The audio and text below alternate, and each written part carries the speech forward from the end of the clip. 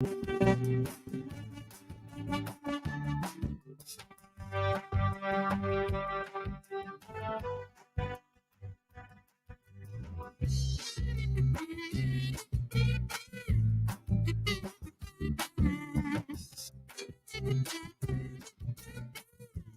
don't even know if y'all can hear.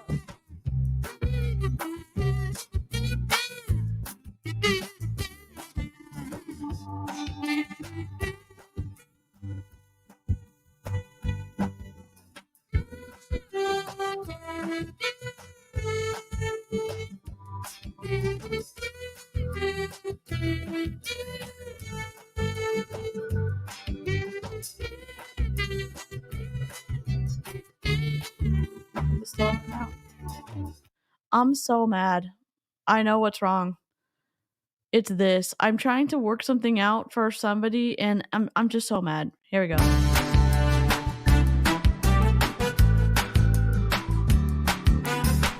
StreamYard, I hate you so much.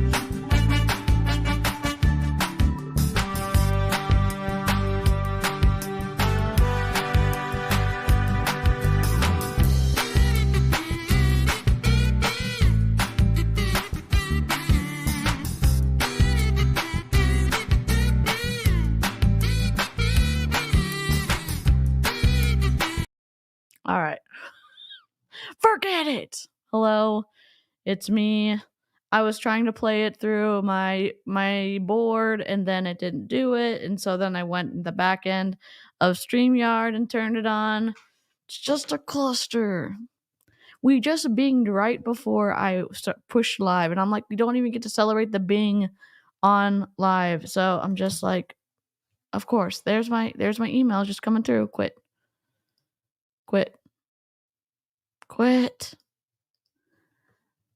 Can we have too much kazoo? No. Hello. Wait, welcome, Sharon. I think I missed. I have no good reason for being here. Just stumbled upon a bunch of anti-MLM podcasts up to a few weeks ago. I've never paid any attention to MLMs. Very interesting and scary. Welcome. You're in the deep end now, Sharon. Welcome. I hope you know what I'm gonna do. I'm gonna just double check that my sound bites are gonna work in this, because I was trying to figure something out for Aaron, but if it's gonna be an asshole. Yes, let me just play my disclaimer. The cursey words sometimes come out. If you're free range listening, you may want to put headphones in. I've got a cord in here under my bucket hat. And yes, we're not very cool here, but if you like it, you can hang around. It's conversational. We're going to take pauses. And if you don't want to know or want to sit through the twistiness of Ed Mylett and Jessie Lee, I did a summarization, so you can listen to that and hop out if this is going to be too twisty for you. So let's go. Where's my disclaimer? Meh, meh.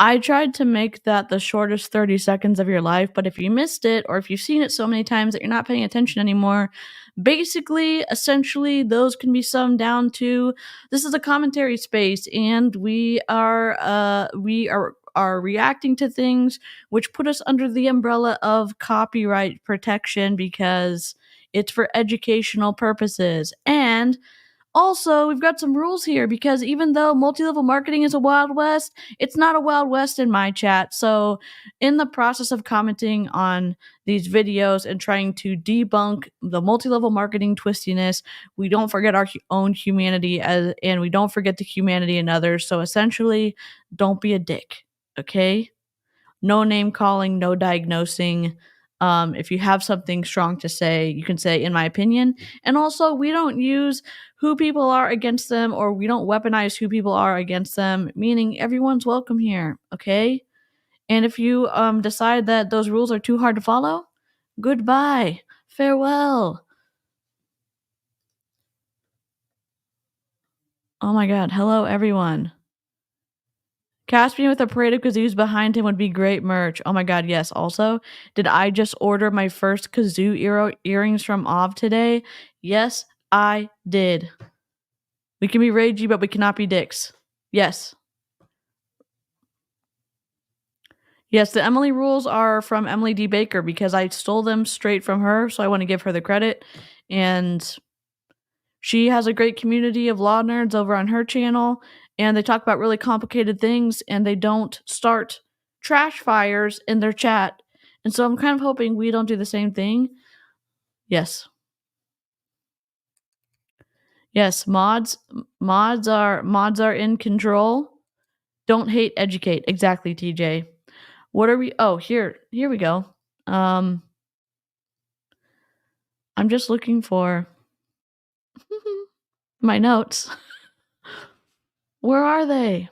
Here we go. If you do not want to watch this interview between Ed Mylett and Jessie Lee Ward, here's the high view. And I'm gonna read it in baby snark because I'm gonna be a little bit saucy, sassy, snarky, and baby snark is the best way to do that. If that kind of change in pitch is hard for you, just mute me. I'll wait when I'm done.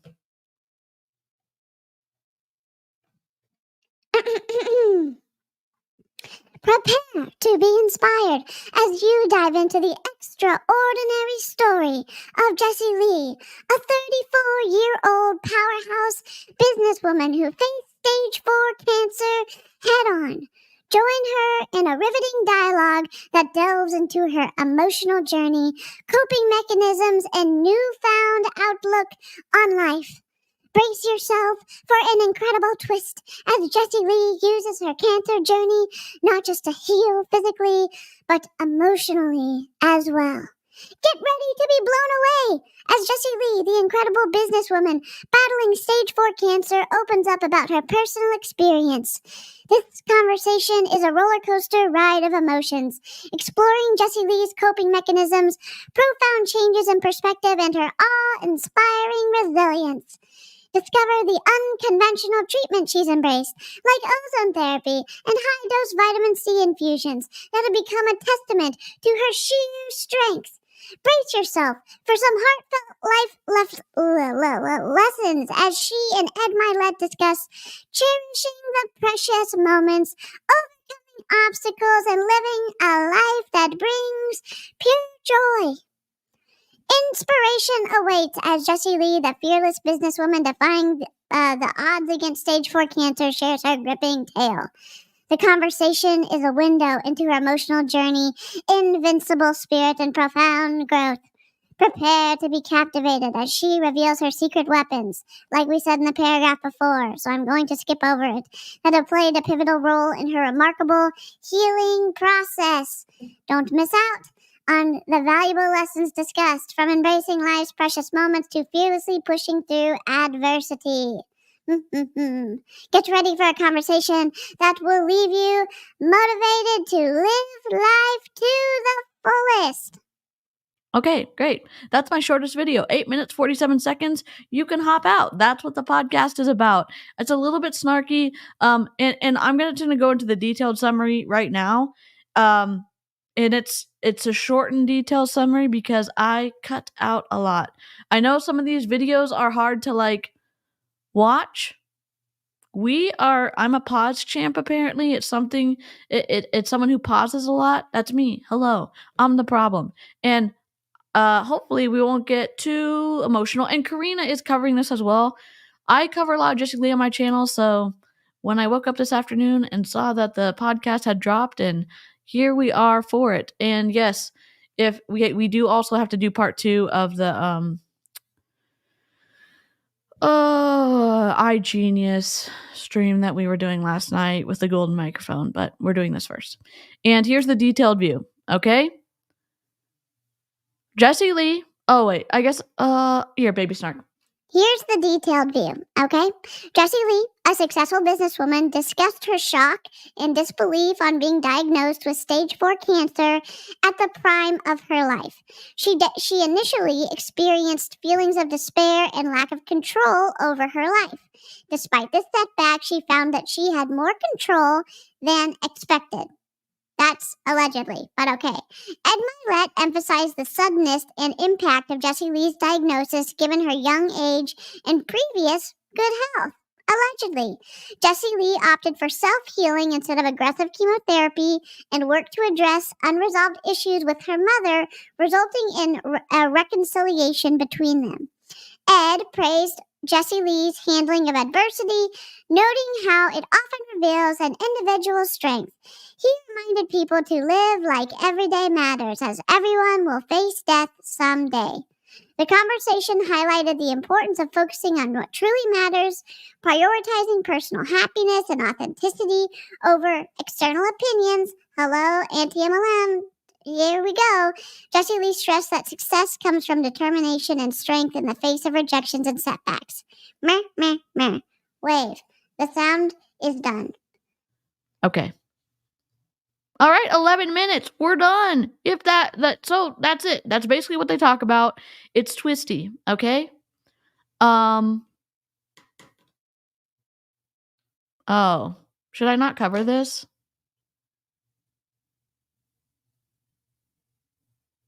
Should I not cover this? Never mind. I don't know what I'm doing. Maybe we won't cover this. Maybe we'll just be done. Maybe that'll be 11 minutes and 38 seconds and be done. If everyone's going to cover it, I don't know what I'm doing with my life. Vote 1. Okay, I'll cover it. Yeah, this was recorded a few weeks ago. She was still planning on going back to Germany. Yep. Welcome back, Tanya. Okay, we'll cover it. I am going to put... this may not work. This will work. We are going to make this work. Here we go. We're going to go to desktop, and we're going to go to... We're dropping this in here. Okay. And let's go over here. I wonder if I can do this. Present, share screen, share audio. Oh, and Chrome tab. I have to be over here. Can I put it back in? Of course not. Sorry. Because I want to be able to speed it up is the problem.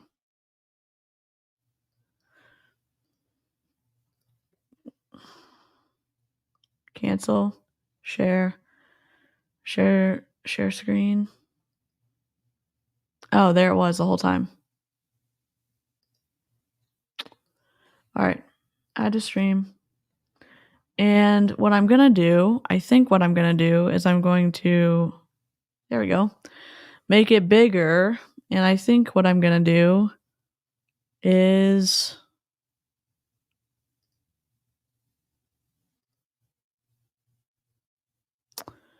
am I going to do this? Maybe. I don't know. I'll do this.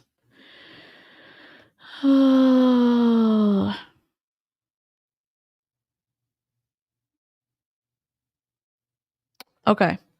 This is Ed Mylett. He was voted a wealthiest men under 50 years old at one point in life. I don't know. Jessie Lee allegedly has paid him $400,000 to be her mentor. He was helping her create a podcast studio. The podcast studio has yet to be built.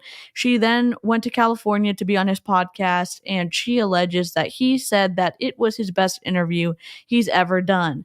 That is not really showing up in how the numbers are performing on his YouTube page. You can go watch it. And I think the reason that people are watching it is because of anti-MLM, not because of Ed Mylett. Okay. So I'm going to put this on, I'm not going to let them talk normal speed. I'm going to put it on 1.25 because We're going to get through this today in one shot, okay? Never heard of him? He's big time in the self-help space. He's rich as hell. He's twisty. Ed Mylett is so in love. Yes. She said she pays him $30K per hour. Yep. So and she said that what's up, Aaron? I'm streaming in StreamYard because I was trying to figure out the issues that you were having. And I seem to not have been able to figure them out yet. So we're just here. He owns an MLM brand too. Oh god. Oh my god. Y'all, hearts and hype in the chat for Aaron, our resident queen. Except, not super fans of the monarchy, but there is Aaron's channel. We also just binged and we missed it before we went live. So we are at 3,450. What up? A good even number. This is Aaron's channel. You're missing out on facial expressions if you do not sub to her. Okay, let's go. I want you to imagine for a second getting maybe the worst, most shocking news of your life. Something that may end or take your life. We've all pictured that moment where you get a diagnosis. But what if that diagnosis was stage 4 cancer? What would that feel like? Yeah, I woke up tired some days, and for sure I pushed myself past points of exhaustion in order to hit a goal, but I never thought anything was wrong. So I went and got... I'm going to make this maybe a little bit bigger. 1 second. I don't know. I just don't want, I don't want us to all cry, okay? I don't want us to cry. I hate the tangent that I created myself. You know how I know I created it? Because,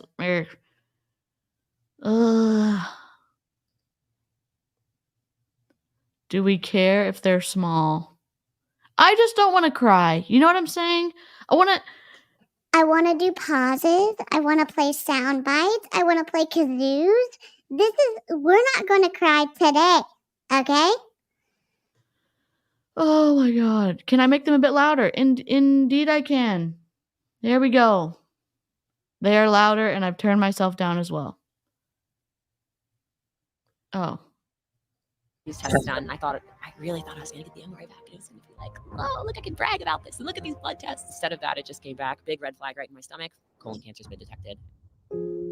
I was told I would be dead most likely in October. It put my whole life in perspective and boom. I say this all the time. I don't have bad days, but I have bad moments. I am an intense person and I have been a control freak my whole life. So I've always been the person where when anything is bad, it's like, oh, it's no problem. I can work harder or I can make more money or I can find the resources or no matter what, I'm just not going to give up. It doesn't matter. It doesn't matter. It doesn't matter. And all of a sudden, they are sped up to 1.25 because we are finishing this today.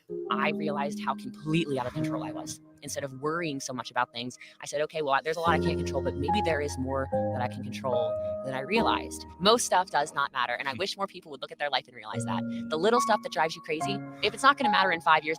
The random stock video is Ed Mylett's editing team. And he has a big time podcast. So yeah.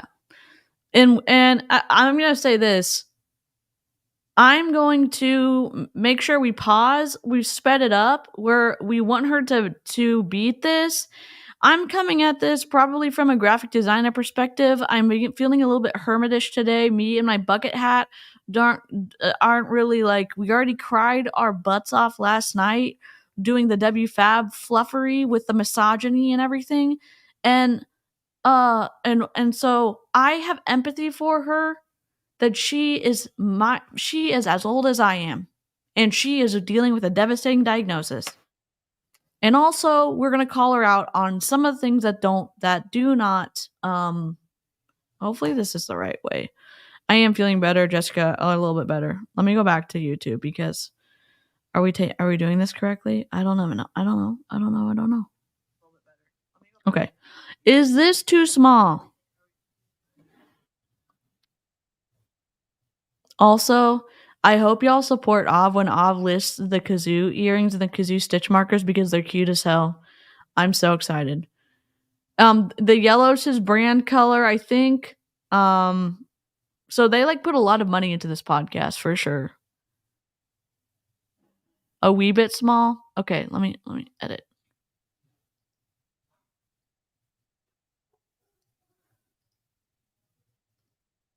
Okay, we're just not gonna cry. You know what I'm saying?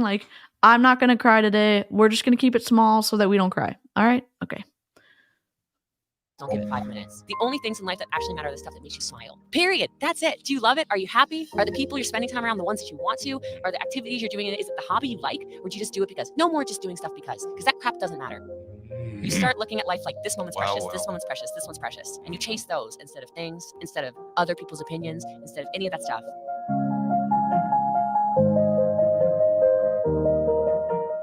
Welcome back to the show, everybody. Today's tone of the show is a little bit different because I think it's maybe one of the most important, if not the most important show that I've done.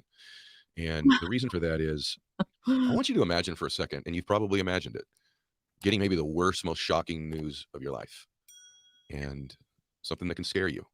I honestly, like, if y'all want this to be big, that's fine. I'm just trying. It was boring and hurtful. What was boring and hurtful? Debbie Fab is some sort of hustle MLM Hun podcast. Oh, shit. Oh, God. Do I? No.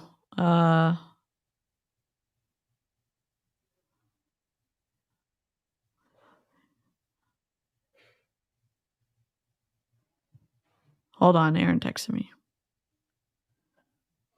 We'll wait for a second. How's everyone doing? Let's play the kazoo.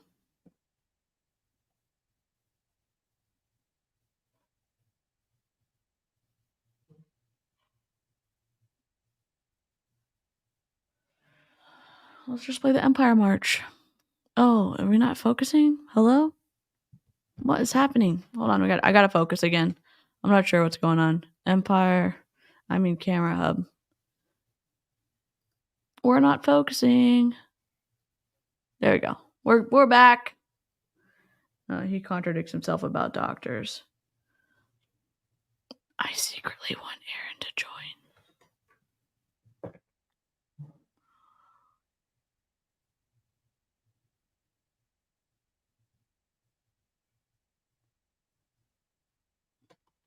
Okay. I got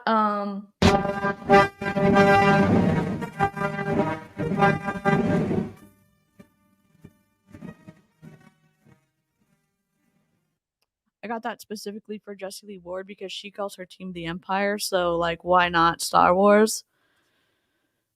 So what are we doing? Hey, did you see my message on YouTube? We're watching Jessie Lee Ward. I'm just oh sweet. Invite. Copy. Here you go. Paste. Okay, hold on. Hopefully this is gonna work. The wait is gonna be worth it. Do we need to change this to purple just for like potentially good things happening? Yes. We're going purple. Red alert. Let's go. Oh my god. I watched part of the interview. I need some better crochet hooks, DC. I was crocheting earlier, my hand cramped. Yeah, that's my problem. Like, my fingers freaking hurt so badly when I crochet.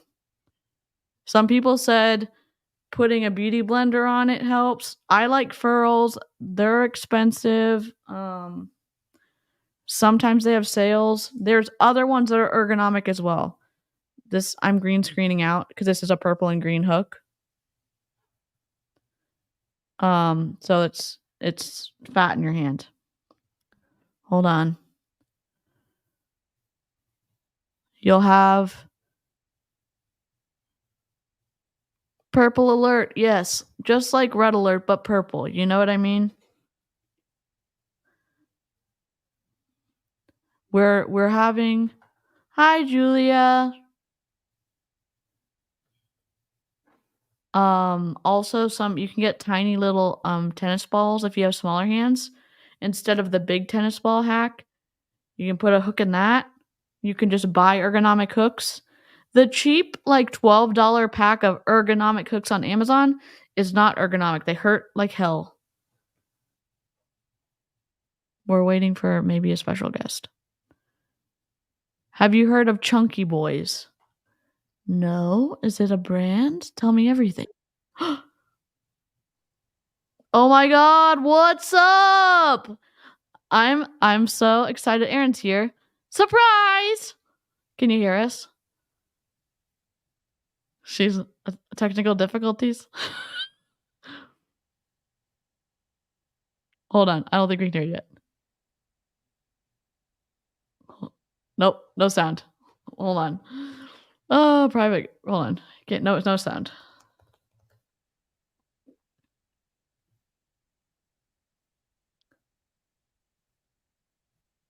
Okay. We're waiting. We can just look at Aaron and like appreciate the queen on the channel. You know what I'm saying? Like take a screenshot, tag us on social media while we figure out sound. Yes, what's up? Okay, it's okay. I think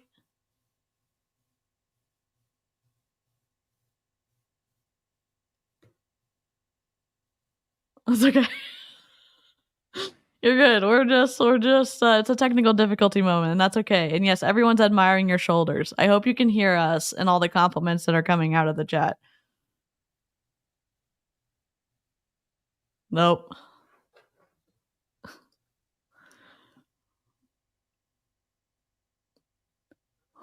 Okay, hold on. No sound. We do like your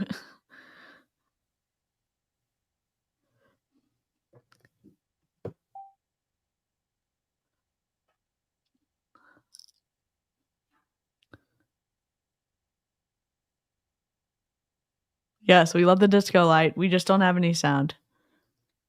I don't know if I'm messing up. Hold on. Nope, no sound.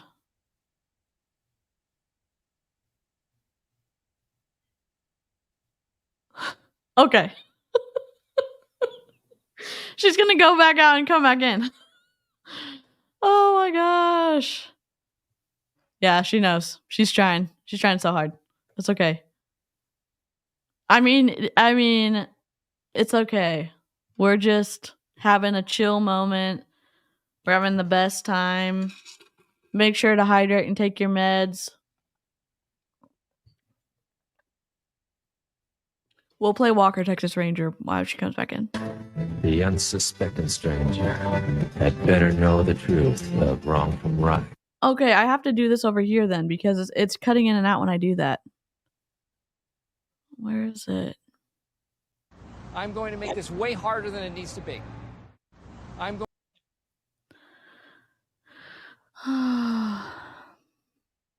Uh-oh. New member. Oh my gosh, I don't have my good sounds here. Let's see. Play. Kimberly, welcome to Snarkies. I don't know what's going on with my soundboard or my connectivity or anything, but we're here. Maybe. Oh my god. Let's try. Can you hear me? Yes, we can. Oh god, I don't know what I was doing. I was probably pressing all the wrong things. No, you're good. You're seriously so good. We're just, in the presence of royalty. So we were just happy to look at you and your lights. And can we appreciate your disco, the light changing stuff? That was Gavin.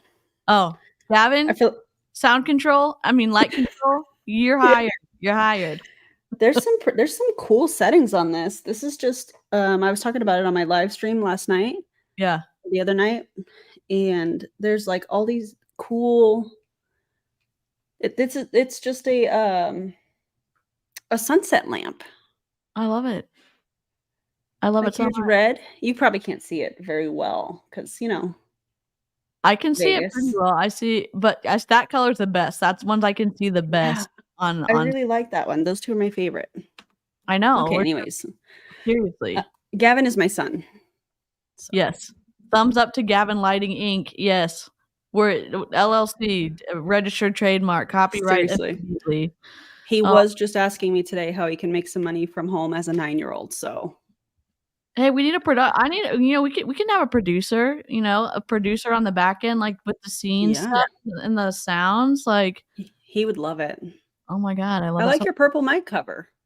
Thank you. I bring it out sometimes for, it's not like necessarily a red alert, but when there's serious things to be discussed, we just try to make it as cozy as possible. And since I can't have my raining background on StreamYard, we're just in the production studio with the purple mic cover because, fluffery is afoot on Jessie Lee. And Now I listened to Karina's live earlier. If you guys have not subscribed to Karina's channel, you should. oh yeah. But I didn't watch the body language. And so it was interesting hearing it. And now I'm gonna watch here with you guys. You I guys love want a little ASMR moment? I've never done this, but these make a really cool popping sound when I open them. You guys want to hear? Yes, we do. Also 229 watching, only 113 likes. Friends, lick the stream. All right, here we go.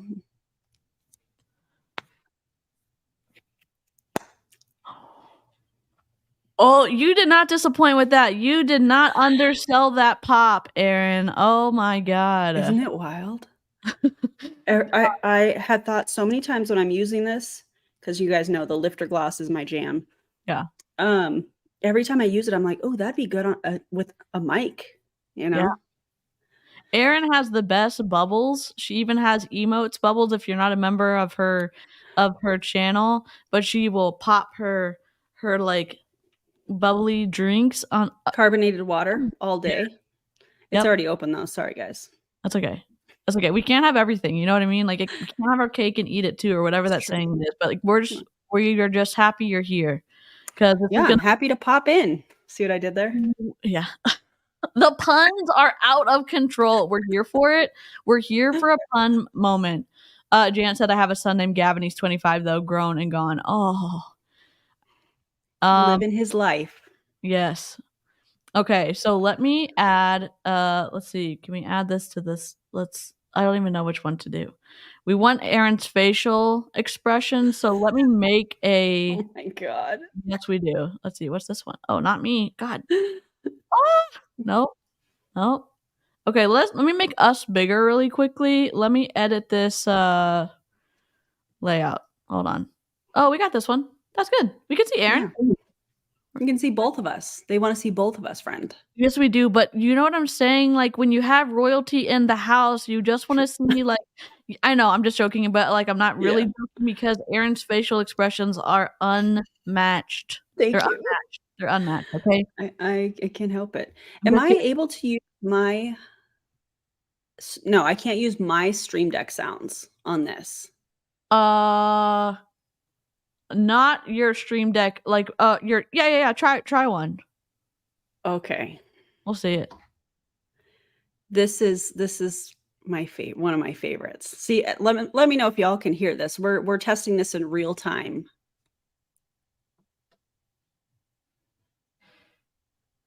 No. You didn't hear it?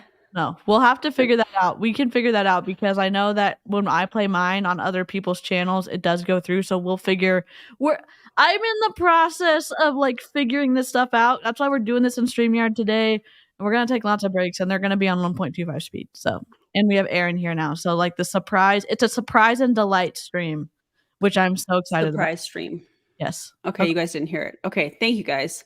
I'm learning this too, and I ask DC all the really hard questions. I feel like I was trying to figure stuff out because I even have my Stream Deck set up for StreamYard right now, and I was like going through and looking at stuff, and I'm like, we got to figure this out. So we're still in the technical difficulty stage. We're gonna be in the mastery expert stage in if not by tonight, then tomorrow for sure. And there's always next week. And there's always next week. Aaron has like the realistic view of this. And I'm just like, what? Yeah, we can do it. Yeah, immediately. We're going to fix this right now. And it's like, maybe not. Maybe not. We'll figure it out. I have to tell them this. So DC and we got on a FaceTime the other day and she was helping me.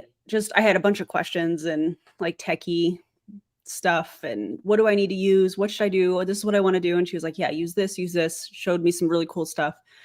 And I don't even remember why I was telling you guys this. Hold on. Wait for it. It'll come back. Why was I telling him that? I don't know. It'll come back. Let's just carry on. It'll come back. I've been cleaning. It's a rest day. I'm all over the place. So yeah. Yep. It'll Well, come back, I promise. That's okay. All right, here we go. Ed Mylett, let's go. Something that may end or take your life. You've all pictured that moment where you get a diagnosis. But what if that diagnosis was stage 4 cancer? And you're told that you have 6 months, maybe a year, 8 months to live. And you're in the prime of your life. You're in your 30s when you get that news. What would that feel like? What would your emotions be? How would it impact the people around you? How would it change you? And I have somebody sitting across from me that I have grown to love very much.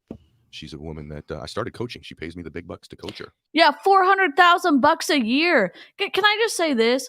He's talking about, oh, I love her so much. I would love someone a lot if they paid me $400,000 a year. I mean, maybe I wouldn't, but like, come on, it's so disingenuous. And I wasn't gonna get spicy and heated, but like, I'm a little heated because they don't tell you the full story. And if you didn't know that she was paying him $30,000 an hour or $400,000 a year, you would think, oh, what a good guy. He like has so many like good things, like whatever he's saying. And it's like, no, she's paying to be friends with someone. God dang.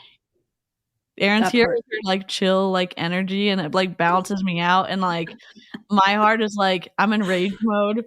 It's like, I don't know, I feel like it's a good balance. Aaron's here with the facial expressions and the calm energy that's like gonna cut through the bullshit, and then you've got me, pause champ. Yeah, and if you're new to my channel, I pause a lot, so if that's irritating, this may not be the this may not be the channel for you, but we're gonna get through the video eventually.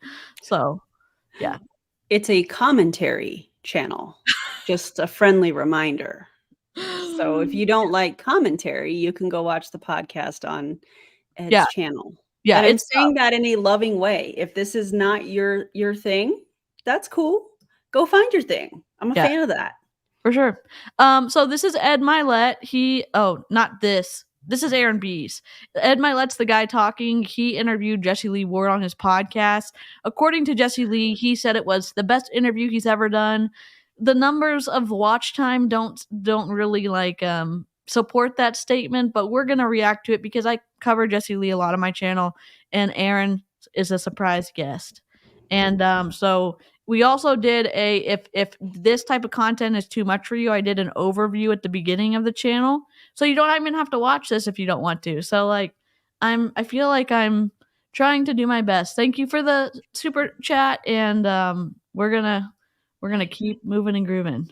I'm laughing at all these comments. Commentary, meaning you pause and talk. Imagine that. It's spicy, Pat. You're so spicy today. Ed makes a lot of money, and he was voted a top 50 wealthiest people, top 50 wealthiest people in the United States under 50 at some point in time, but he's over 50 now, so he still makes a lot of money. And Jessie Lee pays him a lot of money too. So also, again, here's the hypocrisy for me. When she says the only reason she's staying alive is because people are paying her for her ketones and joining her accelerator, and then she in the same breath says she donated $150,000 to Tim Tebow's foundation. She's paying Ed Mylett $30,000 per hour. She pays him $400,000 a year. All of these expenses are lining up, and then she's also playing to the heartstrings of people who care about her to say, spend more money with me so I can keep pursuing these alternative stuff. It doesn't, like, the math doesn't math. It's ass math, as we've called it here on my channel. So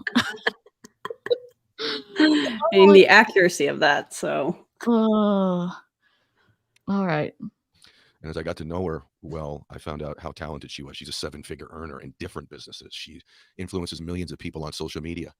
And just as we got going to take her career to another level, she got some shocking news that was completely unexpected. And so I want to share her story and her emotions with you today because I think it's relevant to you in all your lives and it'll give you perspective. So Jessie Lee Ward, also known as Bossley on Instagram. Welcome to the show.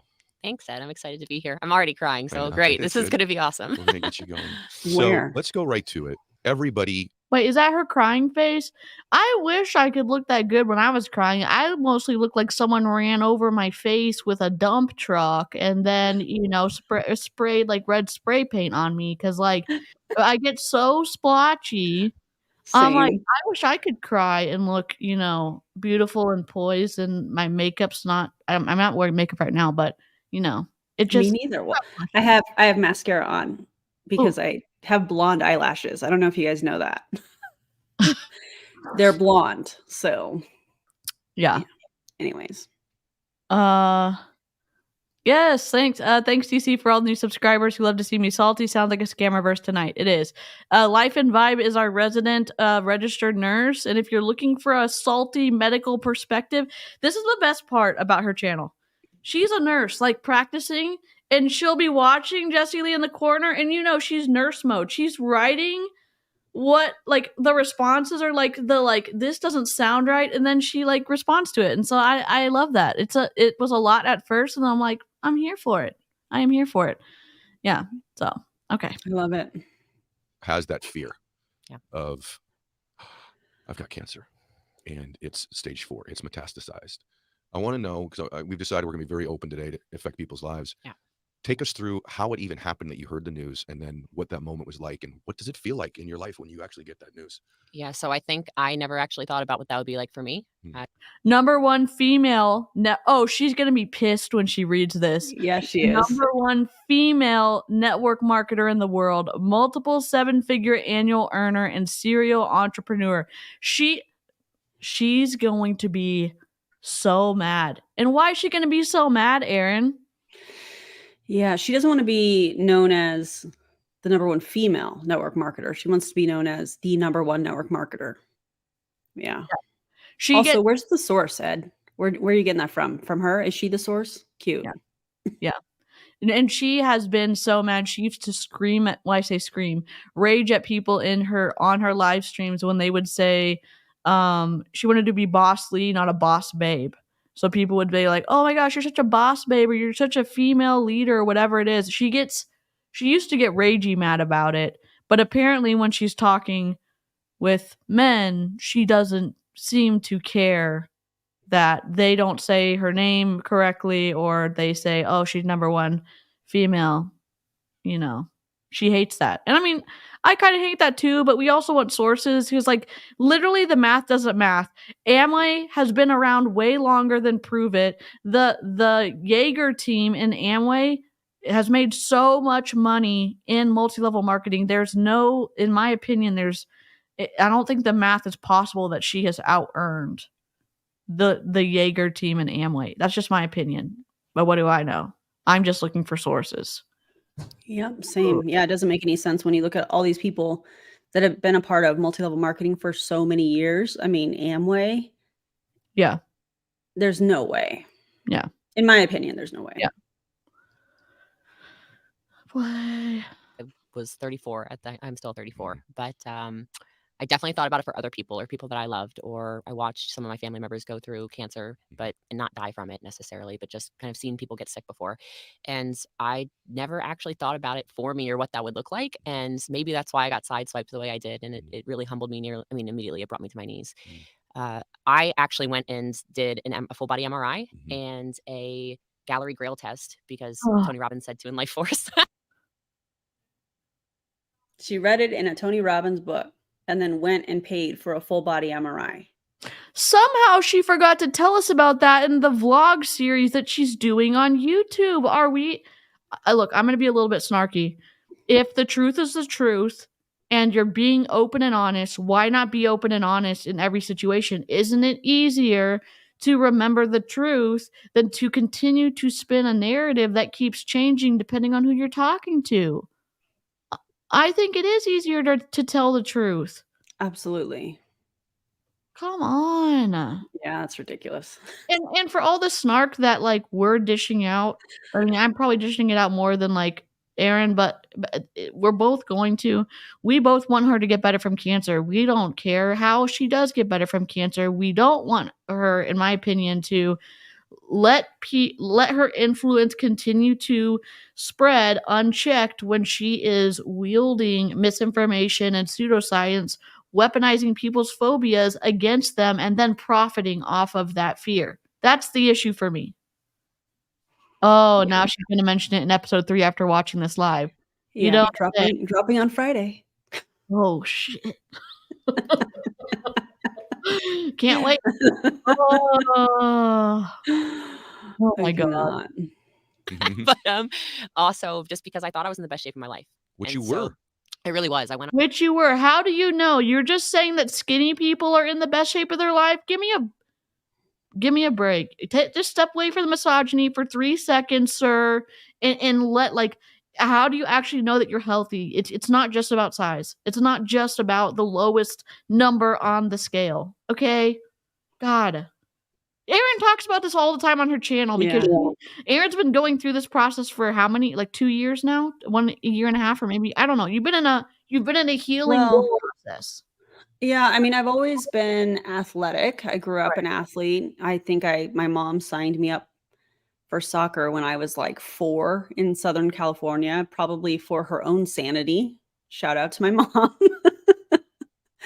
And but I really started to kind of want to figure things out probably as I was getting out of MLM, so somewhere in 2021, where I was lifting and trying to figure out where I wanted to take it, and I was still playing basketball and stuff like that. And yeah, I think that, you know, when you get out of a health and wellness MLM and you're speaking out in whatever way, it doesn't mean you have to have like a YouTube channel, you know, maybe you're sharing it on social media, or you're having responding to messages or text messages, having conversations with friends, whatever that looks like. There's different ways of speaking out and being a part of the movement. And when you are trying to reverse everything that you learned, and what Jessie Lee is saying here, I think is a perfect example, where she's like, I was in the best shape of my life. Meaning she was seeing, in my opinion, a certain number on the scale, and having to reverse that thinking and understanding. And this was just my experience, you know, reverse dieting, bulking, repairing my metabolism, you know, those types of things. It was a process. And in that process, you're going to gain weight because your body has to figure out what to do with this that you're putting in it, you know, that you're feeding it.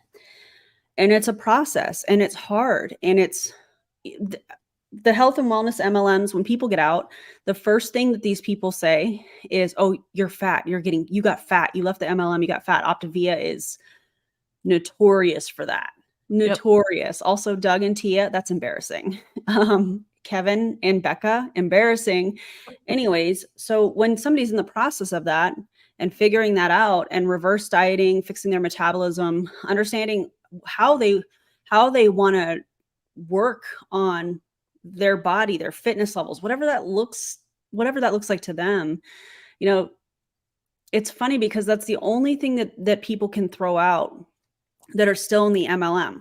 Well, if you were still on program, or that's Optavia talk, by the way, or you know, if you kept drinking the ketones, if you stayed on the keto diet or whatever, and it's like, I have all this freedom now. I mean, I was just cleaning my house, you know, living my life. DC's like, hey, you want to hop on? I'm like, oh yeah, cool, you know, and now I get to just enjoy where I'm at, and if I want to have whatever, as far as like food, or, you know, I can have that, and I don't have that same fear like I did. So interesting to hear her talk about, I know I got kind of long-winded with that, but interesting to hear her talk about she was in the best shape of her life. And all of us watching were, I shouldn't say all of us, many of us were actually alarmed at how she was starting to look, you know, and how thin she was, how her cheeks were drawn in. And yeah, I mean, DC did a whole, let me point this way. DC did a whole video on the injections and stuff that she was taking. And I don't know, it's just interesting to kind of understand now what was really going on. Yeah.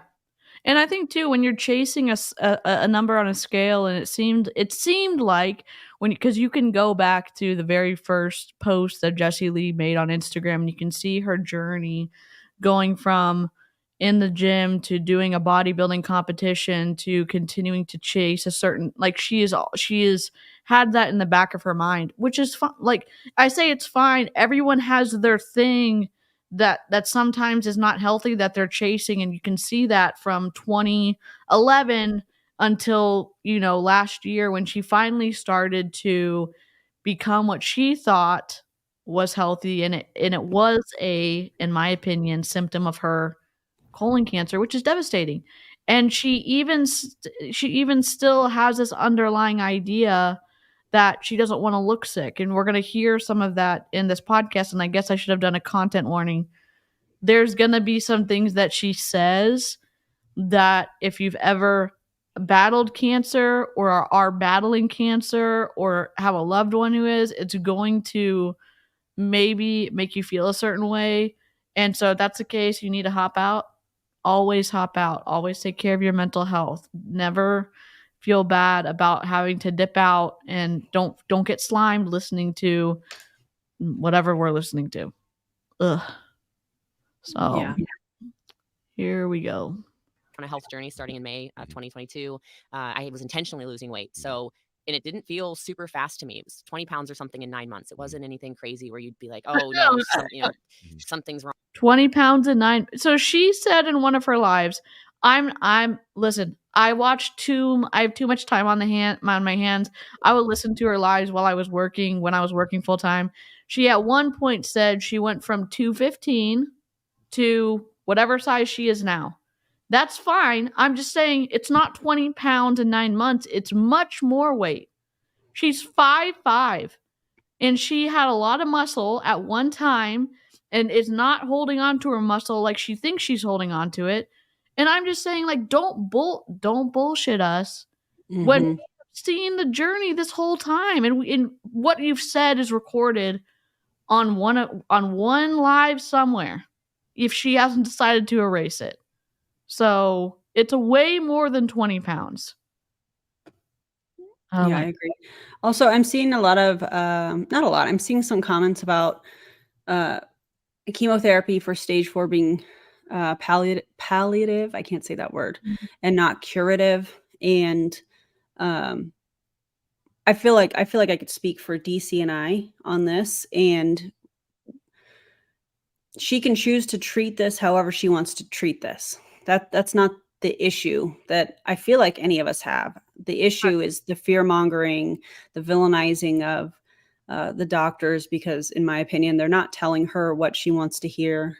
You know, if she doesn't want to do chemo and she wants to live her life the way that she wants to live her life, that's awesome. You know, we want that for her. But what she has done up until this podcast, and since I have watched this, listening to her kind of flip her delivery of how she feels about the doctors is very interesting to me, because we've all watched her call them, you know, chemo pimps and like all kinds of really derogatory things. And so she's got kind of a different stance on it. And I find that really interesting. Anyways, we want her to get better. I know DC has mentioned that. And if she chooses to not do chemotherapy or radiation or whatever it is that the oncologist suggests, that's fine. That's her choice. But when you pair that with the responsibility of having a platform that people are going to listen to you and your influence, you know, I think that is unethical, the way that she's going about doing it.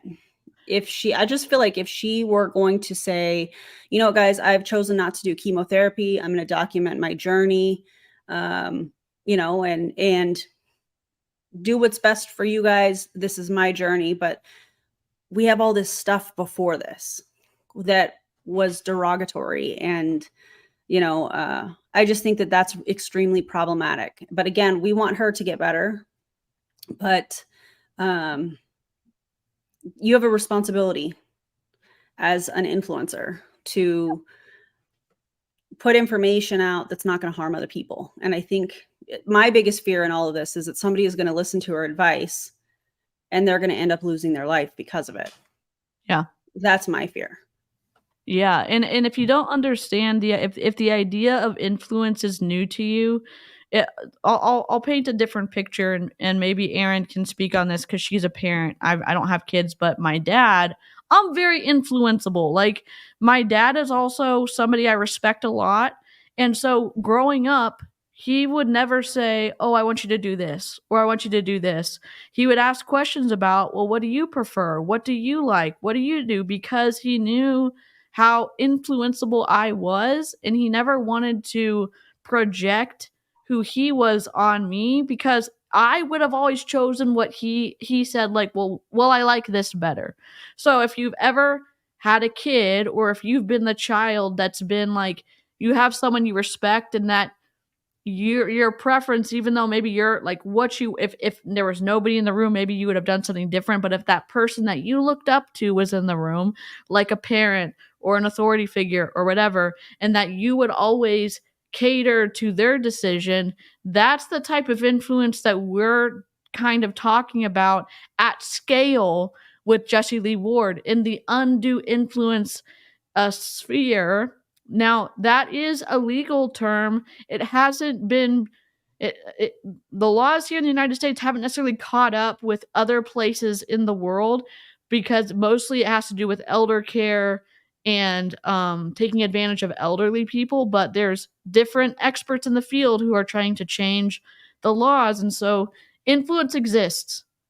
Influencer influence exists. Jessie Lee Ward having hundreds and hundreds of thousands of followers across multiple platforms, and her saying, "Oh, the doctors are out to get you, and they're making money off of giving you the wrong drugs, and they're chemo pimps, and there's a whole conspiracy out there, and blah blah blah." It's going to say something to the people who look up to her.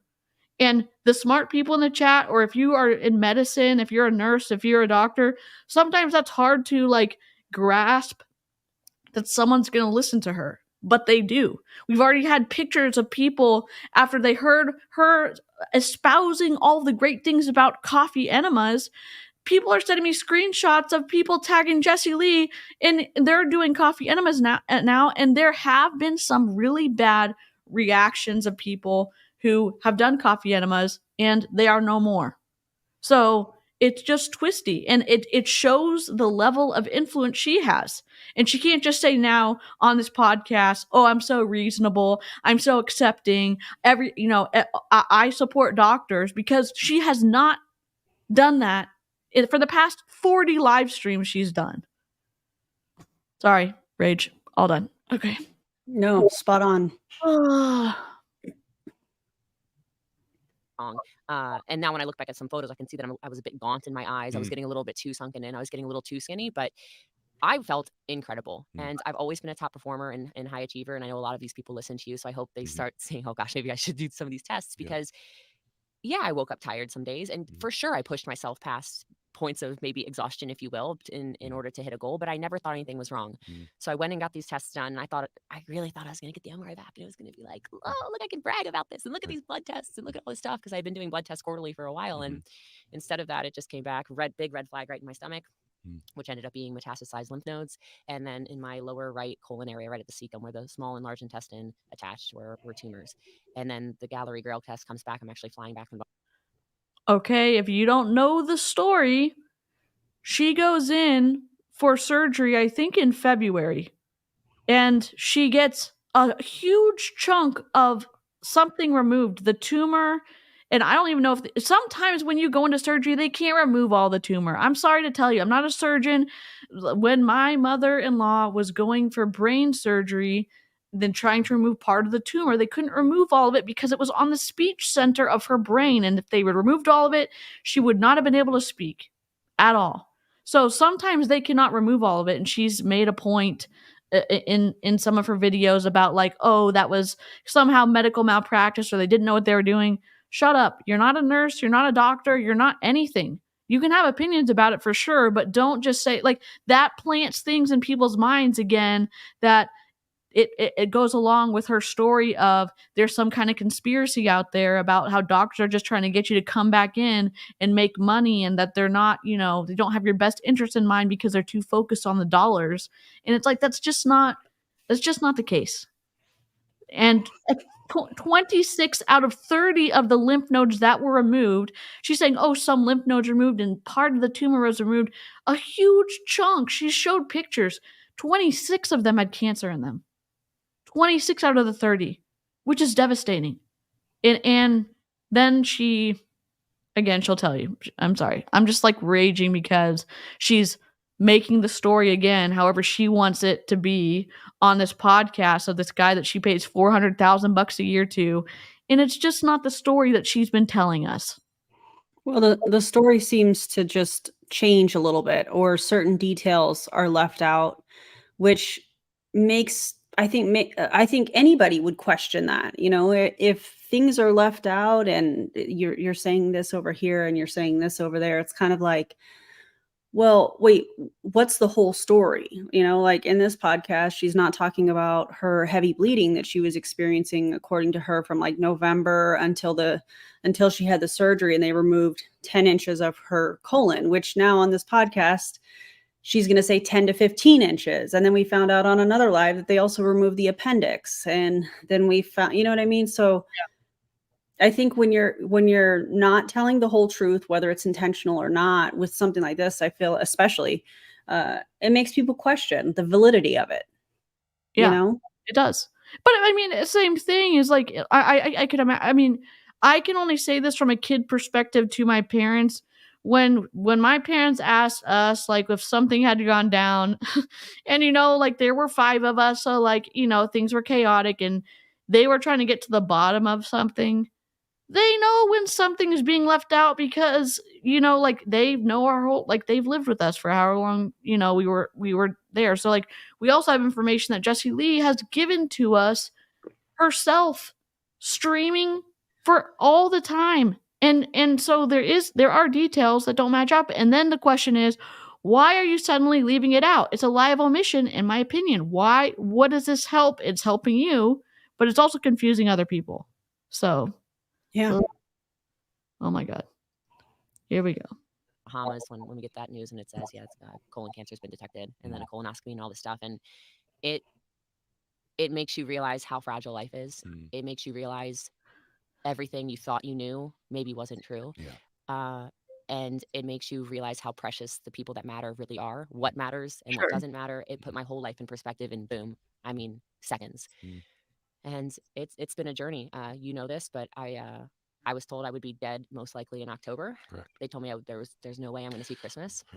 October? I was just sharing the story earlier with somebody, but I was talking about how amazing you've been through all of this. And I sent that text when they sent me how amazing the guy is that you've paid $400,000 to has been in this process. I mean, that's fine. Sure. I hope that if someone paid me $400,000, I would do my due diligence or, you know, participate as I'm supposed to be participating. Yes. Also, the volume is the best I can make it for the podcast. So I will turn myself down a little bit, and hopefully that will balance it out for y'all on the live stream. It's just tough to get it right for everybody. So we're doing our best. and the doctor said that to me, to 3 people, and one was you, and you called me right away. And I remember right where I was, and you're like, no, you visualize the biggest Christmas and the lymph nodes going back and all this stuff, and which was super useful in the time. But I had to make a decision between, and I'm not telling anyone what to do, by the way. Do what you feel like is right for you. You don't watch anti-MLM what am I don't know, channels, and that now you're being all diplomatic and saying, oh, I'm not going to tell people what to do. She literally villainized people who took chemotherapy. Don't trust me? Listen to what she said on listen to what she said on one of her packing trials, and how disgusted she was, and how she totally talked down to people who chose to go to the route of chemotherapy. And now all of a sudden she's so like diplomatic. Do whatever you want to do. No thanks. No thanks. We remember what you said. I don't think she remembers what she said. Yeah. I don't think she remembers saying that, and I don't agree with this one bit. I think people that go through chemotherapy, radiation, are serious warriors. Yes. Seriously. And her shirt that I think Rendy sent her that said "Cancer picked the wrong one." Yep. As if I just think that statement, and I saw a comment in here on this live where somebody was saying, and she's, saying things about the support groups. Support is so important anytime you're going through anything, let alone a health crisis like this. This is a health crisis, and if people feel like they're battling that alone, that's just going to make, I feel like, things 10 times worse. So if you're villainizing support, you're villainizing the medical professionals. I just think that that's really disgusting. Yeah, I do too. And again, she can't now. It would be one thing if she said, you know what, I've said a lot of shitty things in the past. I've done a lot of things that after having learned more information, I realize I've had a growth, I've had a transformation. I'm really sorry for what I said. And now I believe something different, but she doesn't do that. It's like Gaslight City. We live here now, and she's gonna do it. And then someone's gonna watch this. Hopefully, someone's gonna watch this video. Maybe it's the first time they've interacted with Jessie Lee, and they're gonna say, "Oh, we're just those gremlins with a conscience on the internet attacking someone who has stage 4 cancer," and that's not it. The issue is scaring people out of choosing like medical options so they don't have they can't make an informed decision, and then personally profiting off of them. That's my biggest issue with her. So Guys, I have to tell you, if I'm distracted, it's because I am for the moment. Luna is standing at the door, and I think Leo is on the other side. And I think, because I was like, I kept hearing this noise, and I'm like, what is this that I'm hearing? And is it the kids that are, out in the living room or whatever? I think that it's Leo, like, reaching under the door. are they going to be besties now? I don't know. They look alike. It's really, really, I mean, they're both tabbies, but they look alike, except Luna is like 1/3 the size of Leo. And the funny part is Leo is scared of her. So, but he'll sit outside the door and like cry like he wants to come in. And I'm like, well, we've got to do this supervised. We only do supervised visits here. Okay. Oh my But God. yeah, so if you see me looking this way, it's because I'm watching what they're doing, because she was like looking under the what do you call that? The door, the bottom of the door, and in between the carpet. What do you call that space? I don't know. Is there but I know what you're talking about, because little kids will Yeah. stick their fingers in their little. Your cat will put their little. Yeah, she was like this, like looking under it. I'm like, oh, okay. So we'll probably do a cat meetup Oh my God. later. So I'll update y'all on the stories like I always do. I By love the way, that. follow me on Instagram if you're not already. Yes, yeah, Erin, this is her IG. It's on her under her name, The Real Beast Mode, Biest. If you're just listening to this instead of watching it, but I would highly recommend you watch it, because the facial expression person, queen of the internet herself, is here, and I wouldn't miss it. I wouldn't miss it if you can rewatch it. So we're here. But to either Gapped. do Yes. really aggressive forms of chemotherapy and potentially live 2.5 years That's with the no official quality of term. life, or just attack it and really learn how to heal every single bit of me. And that's the route that I've been taking. We're going to talk about that. I want to go back to you for a second. So just so you guys know, this is a really intense woman. In fact, one of the most intense and driven people I've ever met in my life. So when we'd met a few times. I don't want to have context for this. Jessie Lee and I'd met a few times, like backstage at events. We'd cross each other's paths and speaking. And then it ended up that she was in a group that I was coaching, and then we coached one-on-one. But I remember when I did an event at my home, and she came, and I remember thinking, my gosh, she looks incredible. She looks different. I tell her all the time, I don't know if you're like my daughter or my young sister or what, but I have this affection for her. But I remember thinking to myself, she looks incredible. I mean, the best she's ever looked. Yep. The best she's ever looked. Sir, why don't you just stop? If a guy, can I just ask you a question, Erin? If this was a guy, like this was two guys talking to each other in a podcast, would any of these conversations come up? No. Absolutely not. No. They always seem to come up with a girl, and it's like, oh my God, you look so good. What do you mean? Like, I look so good. What are you talking about? Like, oh, our value somehow is only on our physical appearance, and somehow it's supposed to be this only one thing? Give me a break. God dang. Yeah, and unfortunately, it doesn't get any better. Oh, God. Yay, misogyny. Yay, fat phobia. I'm being sarcastic. Oh my God. It's gross. Like, even if you see photos of her online, like, it was a major transformation. And I remember commenting on it, I think even to you and to the group of people too, how great you looked. And then it was not that long after that this happened. Yep. And I remember for me, it took my breath away because I'm thinking, this is a beautiful person and their woman in the prime of her life at 34 years old and a million. The prime of her life. It is a privilege to get to age. And I will say this so many times because a lot of times women are degraded into, oh, if you're not 30 and younger, then you're whatever it is. It's a privilege to get to age. There's so many people who do not get to live to 40, 50, 60, 70 because of all different types of things that happen, even cancer. So I hope that if you're listening to this, obviously I'm slightly having emotions about what he's saying about women and whatever, but I hope that if you're listening to this that you don't take what he's saying to heart and that doesn't keep pressing on whatever if you've been fighting with this kind of like thoughts about yourself, because it's just twisty. You never hear guys say like, oh, the prime of their life, like, oh, someone can be, Harrison Ford, whatever, 70 plus years old, or he's 80 almost. And everyone's like, oh my God, incredible, blah, blah, blah. And that's not the same kind of commentary that's going to happen if you are female or identify as a female or whatever. So I don't. Yeah. Also, let's not make comments on other people's bodies just in general. Yes. Like, wow, you've gained some weight, or wow, you've lost some weight, or just anything. Let's just not make comments. I mean, I do think it's appropriate to say, hey, you look like you slept well, or something along those lines. But like making comments about somebody else's body in the way that we're seeing from Ed Mylett here. Yeah. It's a no. It's a no. Oh my God. In years, I was not expecting that phone call from you.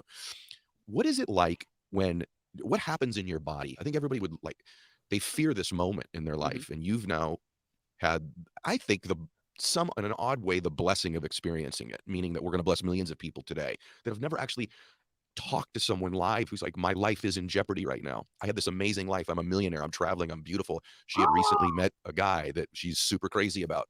And I'm a millionaire. I'm traveling. I'm beautiful. What the sir? Recently met a guy she's crazy about. Who's married? What? Oh, did you forget that part? He forgot that part. Wham. In that moment, does it take your breath away? Do you have a flood of your life before your eyes? What actually happens to you? I'm curious, in that moment, what went through your body and your mind? I think everyone's different, but for me, it wrecked me. Really. You would never know it being your friend. You're so strong. Okay. Thank you. Yeah. I am, but I have a lot of moments. Like I say this all the time. I don't have bad days, but I have bad moments. Oh. And when somebody's going through something like this, it's like I am an intense person, and I have been a control freak my whole life because of childhood stuff. And just, I was forced into leadership positions at a really young age. And so I've always been the person where when anything is bad, it's like, oh, it's no problem. I can work harder, or I can make more money, or I can find the resources, or no matter what, I'm just not going to give up. It doesn't matter. It doesn't matter. It doesn't matter. And all of a sudden I realized how completely out of control I was. I realized this is not just you slap a Band-Aid on it. And even going into surgery, I guess anybody who has cancer or is diagnosed with cancer will tell you this. I was so hopeful. I look back at the posts of that day in February when I chose to have the surgery to remove part of the colon and the tumor, and some 30 lymph nodes surrounding it, which 26 had cancer in it. And I remember making the post about just knowing, oh gosh, I know that the surgeon's hands are going to be, protected by God, and I'm going to get out of this, and it's going to be amazing, and I'm going to show people you could. And no, Jessie Lee, that's literally not what happened. Like, what happened instead is pathology comes back. It's 26 out of 30 lymph nodes. It's metastasized, and we're staging you at stage 4 because it's in your throat, it's in your neck, it's in your stomach. It's like everything you thought you could control, you can't. And it was especially frustrating because I was already on a health journey. Yeah. So then it's kind of this like smack in the teeth of, and I'm an emotional person anyway. The first time we had that one-on-one kind of coaching thing, I'm a boohooer anyway, but I've never cried the way I've cried. The media gave Chadwick Boseman shit for getting super skinny. Turns out he was dying of colon cancer. Unless you know someone who's trying in a healthy way to change their body, silence. Agreed. Damn. Never been so emotional about things, and you start learning you're triggered by stuff. You start noticing even today, I'm driving in LA and there's a sign about cancer. Why? I don't know. You know, it's like, why is this stupid sign here? Why is it a theme in so many movies? Things you don't think of. Why is it a People God? people are going through it. Yeah. And why are there billboards and stuff? Because people need access to information. Yep. Yeah, I mean, and she's so scared of thinking the wrong thing because she truly believes that her thoughts create her reality. And as wild as that sounds for some of the sciencey people in the chat, she believes this. Ray Higdon believes this. There's so many people who do the manifestation, whatever the other thing is. There's another thing. I forgot. But it's like where they're attracting people that they're attracting like the wealth and all this attraction marketing.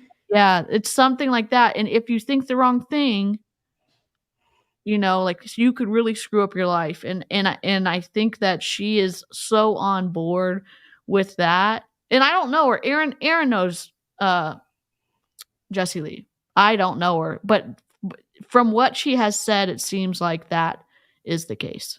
That she thinks she's done this to herself, which is sad. Well, I think, and I've listened to this, but I think that she thinks and I'm not saying trauma can't impact somebody's health. We know that it can, and there's, you know, lots of studies that are coming out about that and stuff. But the way that it's worded is like, I just think all I'm going to say is I think it's extremely problematic. I'm just going to say it that way. Yeah.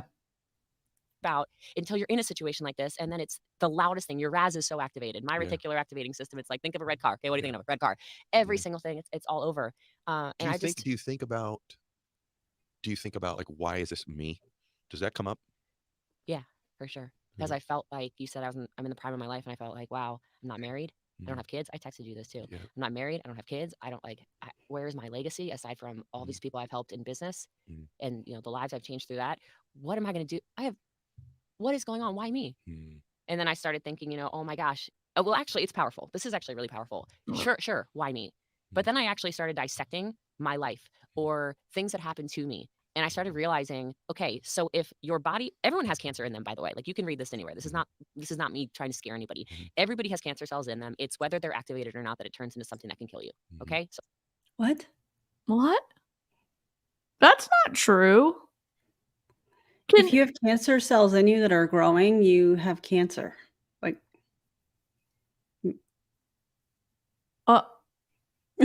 sorry. I'm laughing because I'm uncomfortable with that statement. I'm not laughing at her.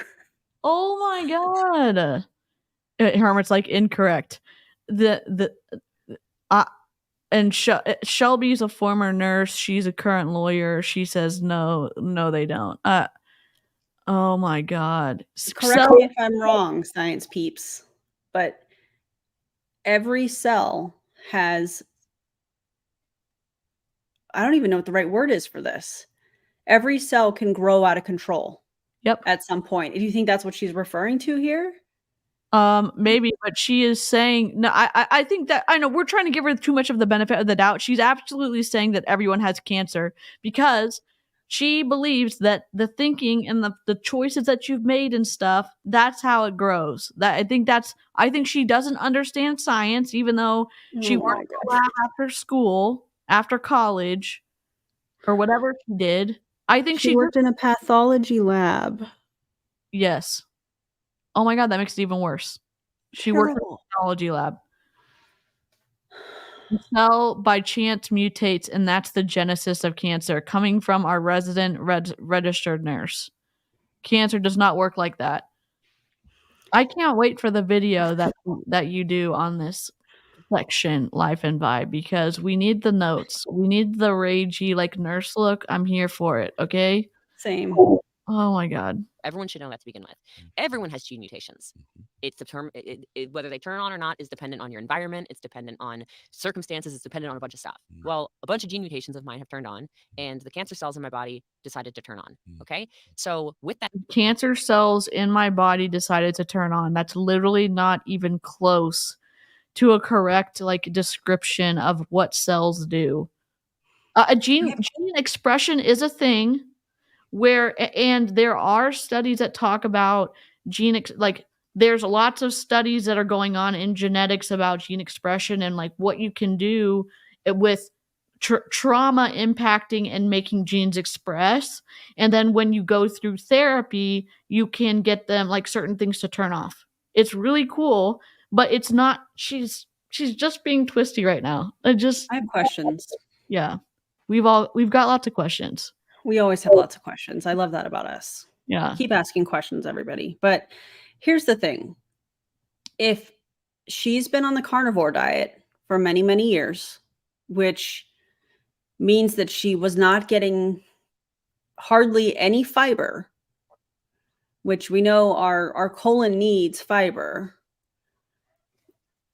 could it be that had the potential to also lead her down this path in a way? I'm asking a question because I'm not a medical professional. And even when I worked in the lab, this would not have been something that I would have been comfortable saying yes or no or whatever. Right. But if you're not taking in fiber, the colon needs fiber to get rid of stuff in the body. Wouldn't this be, I think risk factor is a great term here, because if the genes mutated and caused this, but then she was also introducing these other risk factors, in my opinion, wouldn't that be kind of, a double whammy? I don't know. I know I'm wording that kind of weird, but I just wonder the effects of the carnivore diet, the lack of fiber, and maybe some of you know, I don't know. Yeah, I think there's also been, and I would have to go look them up. There have been studies that have said that people younger and younger are getting colon cancer because of a lack of fiber. That is their hypothesis. That's what they've been studying. You'd have to go look up online. I'll have to find the studies that they're doing. I'd be interested in seeing that. And also, like, if we go back to last summer-ish, where she was trying to say that, she was losing all this weight because she just cut out vegetables and it was inflammation that she was losing. Now it paints kind of a different picture. You're removing fiber, you're removing vegetables. She said she was still eating fruit, I think. So she was getting a little bit of fiber there at least. But if you're not eating fruits and vegetables and you're eating mostly meat, I don't know. I'm just asking, And questions, we can ask questions all day long. Being curious is a good thing. And I think like coming out of an MLM where we were literally like, maybe not Aaron, we're slapped for asking questions. It was so offensive to ask questions that potentially might, disrupt the belief in whatever product and whatever system that we were selling. It's scary to now be on the other side of it and say questions aren't dangerous. Questions are in that back and forth. Vetting is good for good ideas, and good ideas or good science or whatever. They stand up to questions, and it's not, so like I think that's also part of like one of those things that I'm relearning how to do after leaving an MLM, because for right now it's like, oh, I'm not being offensive by asking a question. I'm asking a question because I don't know the answer. You know what I mean? So I also worry about now that we've had some of the Prove It products tested for heavy metals. Shout out to the movement and all the work that you guys did as well. If you are drinking 3-4 products in a ketone mix up several times a day, I just wonder what the lead and the arsenic and the cadmium would do in the body. I mean, is that another risk factor? I don't know. It could be, I guess, but I'm obviously not stating that as a fact. I'm just giving my opinion, Yeah. Yep. Here we go. Knowledge, then I went, okay, well, if I've helped to create this, as weird as that might sound, Yes. well, then how can I heal from this? And that became really empowering for me because I then made a decision that I'm just going to change everything. My whole life has to change. And I got a lot of clarity from that. Instead of worrying so much about things, I said, okay, well, there's a lot I can't control, but maybe there is more that I can control than I realized. And so I decided to feel everything. And I'll actually share something on this podcast nobody on earth knows, but it's happening tomorrow, so I'll tell you. I would tell you anyway. But forgiveness was one of my biggest things. I started reading a lot more about some of the ways things like this happen. Again, why me, why me, why me? Well, I have not forgiven, even though I've said I've forgiven things. The anger and the grief and the sadness and the trauma and all the stuff in my childhood that has turned me into who I am in a business sense. So I'm not mad about it, but I have not actually released it. Is she am I like reading too much into this? Is she alluding to the fact that her unforgiveness gave her cancer?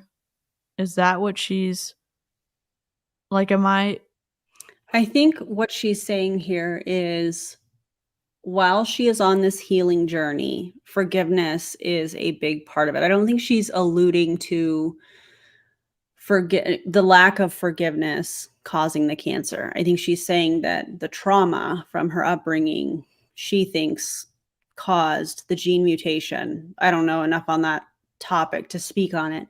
But I think what she's saying here specifically is the forgiveness part is really important on her healing journey. Can you guys hear Leo? No. Is he like purring to come in? No, he's crying outside the door. Oh, he wants he's meow. This is what he does. He'll sit outside the door and he'll meow, but he still needs to be supervised because supervised visits still. Oh, that's okay. a good time though. He wants to be friends. I don't know what he wants. It's interesting. We're embracing it though. But anyways, if you can hear that, let me know and I'll mute when I'm not talking. You're good. I don't hear him at all. Okay, good. And I can say online and in my speeches and in all the stuff that I do, oh no, I'm that's in the past and I've released it and blah, blah, blah, all the right stuff to say. But if I'm going to be real with your listeners, I didn't forgive and I certainly didn't forget.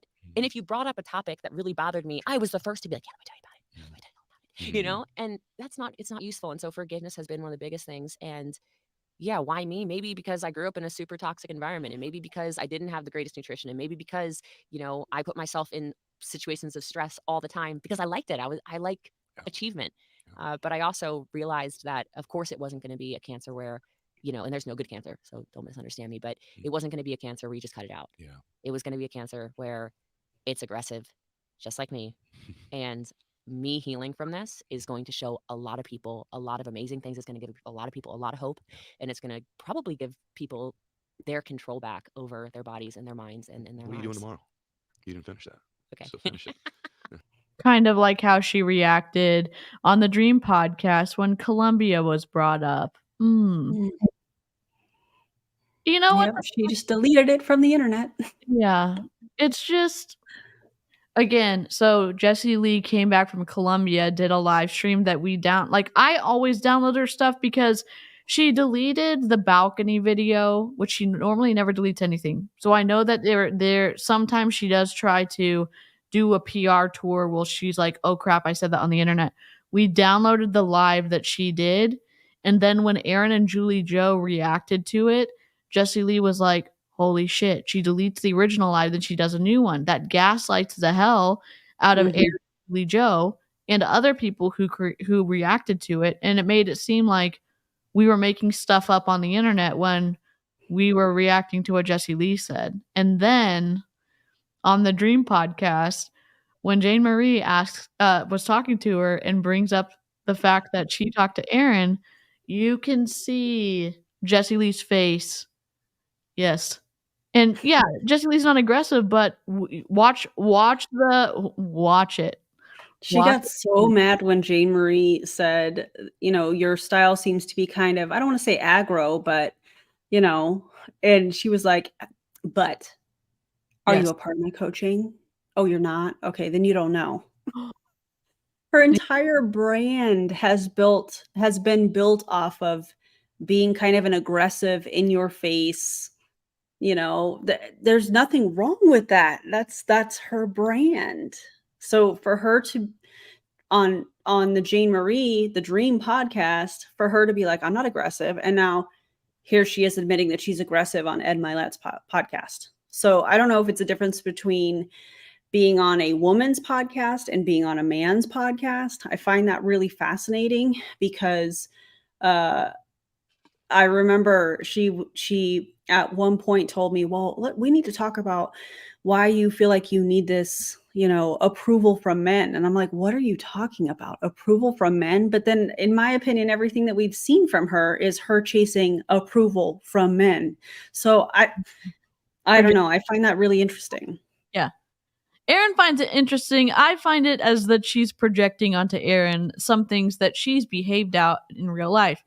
Example 1, when she was on Dominic Izzo's podcast, and Dominic Izzo talked to her in such a demeaning way, and Jessie Lee stood there and took it. And we were upset for Jessie Lee because nobody deserves to be talked to like that. Or when she was just on another podcast and the guys are calling her Jessie, Jessie, Jessie, Jessie, Jessie, and she used to lose her shit when people say Jessie instead of Jessie Lee, but she won't correct them if they're men. And then she loses it if they're women doing that to her. It's just interesting. As Erin says, it's interesting. It really is. Oh my God. Okay, here we go. Okay, so for anyone who's already followed me on social media, I've written many posts about it. I've talked about it a whole bunch of times. I essentially had a funeral for my mom 5 years ago. My mom's alive. But she put us through situations as children that just never made sense to me. Like, we were in danger all the time. And I don't mean like, oh, you're like, okay, so she grew up not with a lot of stuff. I mean, like, we were physically in danger a lot. And then it was 5 years ago at Christmas. I went and saw her anyway, because I was always trying to like, okay, like, you're supposed to have a mom, you're supposed to have a mom, you're supposed to forgive, you're supposed to whatever. And on Christmas, I'm not going to cuss because it's cussing, but 2 times on Christmas Eve in front of all her friends, she yelled at me that I was a stupid effing bit. Yeah. And I walked out, and that was just my final straw. I was like, I've got to set a boundary around this. I can't do this anymore. She makes me feel terrible. She's drinking too much. I don't know if she's on drugs. I don't know. I can't do it anymore. And so I had a funeral for somebody I loved, and I just said, I'll never talk to her again. And when all this was happening, I don't know, again, cancer or maybe any of these serious things that people are going through, it doesn't have to be cancer. Maybe it's some kind of other disease or life circumstance. I have these weird epiphanies that come to me. Yeah. And they're just these guided moments of intuition, maybe, or spirit, or whatever you want to call them. And it's almost like the Holy Spirit's whispering. There you go. I don't know how else to explain it. And I woke up one day, and I went, I haven't even remotely forgiven my mom. Like, I've cut her off, but I think about her all the time still. Like, there is a deep chord there. Can I? Yeah, I don't think forgive. I mean, yeah. Maybe you do have to forgive. I don't know. Everyone has a different thing about this. If someone has done something to you that has been so traumatic and has harmed you and has put you through something so devastating, I know everyone's going to believe something differently. They're saying like, oh, do whatever possible to make sure that you forgive someone who's done something horrible to you. I don't know what I think about that, but it comes across a little bit into like, do we get to have boundaries or do we not? And like, it's like continuing to expose yourself to someone who potentially could hurt you. And like, you don't have to do that. If you know that this person is dangerous to interact with, you don't have to keep going and trying to resolve the relationship. You can just say boundary, no thank you, and never like try to open the door again. Absolutely. I don't know. I think forgiveness and boundaries are a personal journey. I think you can forgive somebody and you can set a boundary and say no thank you and move on with your life. You can choose to not forgive somebody if that's how you feel. I just think that it's a personal journey, and I think that there's a spiritual manipulation aspect to all of that we're hearing on this podcast in particular. And it makes me sad for her mom, because even though she's sitting here talking about forgiveness and she's going to go on to say how her mom, is a genius and all of these things. But then she's like, oh yeah, she was drinking. She's just not good with money. What was she spending her money on? And it's the constant little digs. It's the lack of pausing and thinking about what you are saying and how that could impact somebody that you claim to love. You know, I'm not going to get on here and, you know, badmouth my kids or my husband or my family. You know, I'm going to think about how that might impact them. Doesn't mean that I don't have boundaries set up. Of course I do.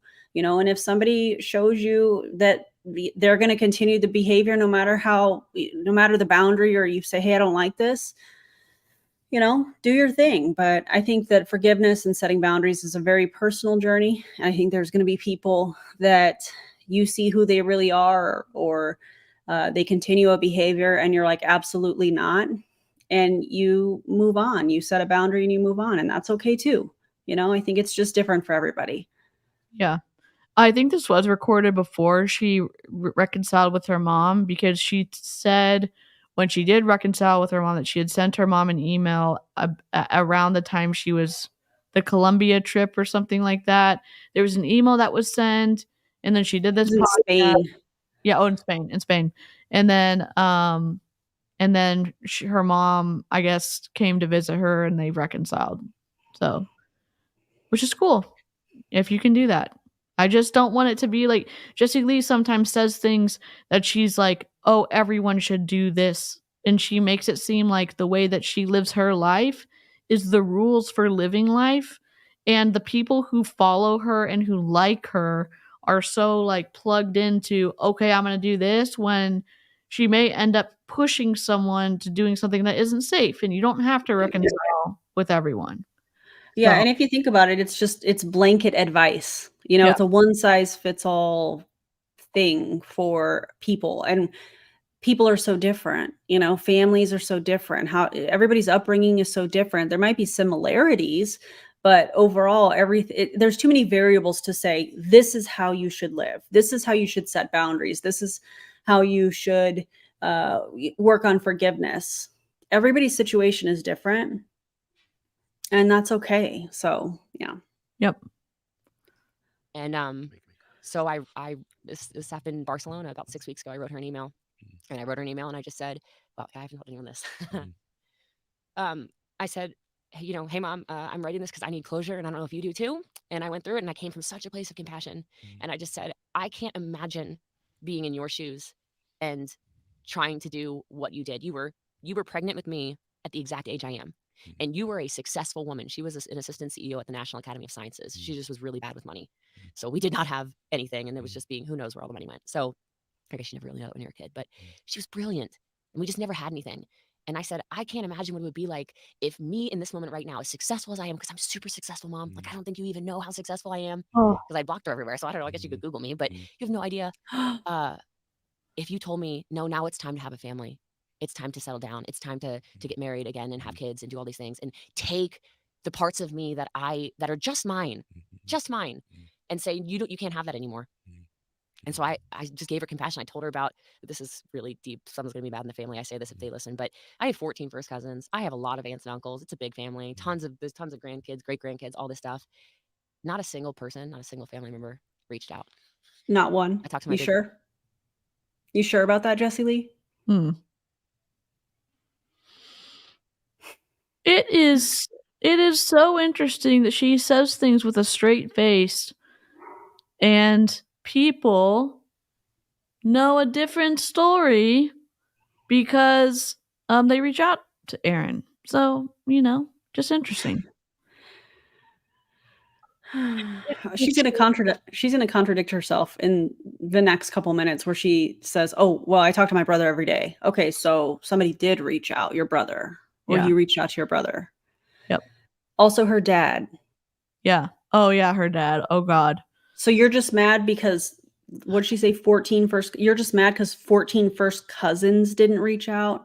Your dad, I'm sure your mom tried to get in contact with you in some way, shape, or form, but you had her blocked on everything, as she just said. I find this part I'm gonna keep saying that. And it's very interesting because she just listed a bunch of people, or she will shortly, or in previous videos, she's listed several people that she talks to from her family.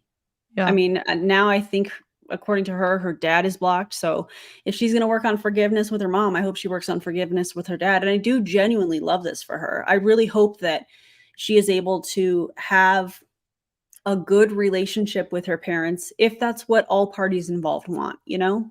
Yeah. Yep.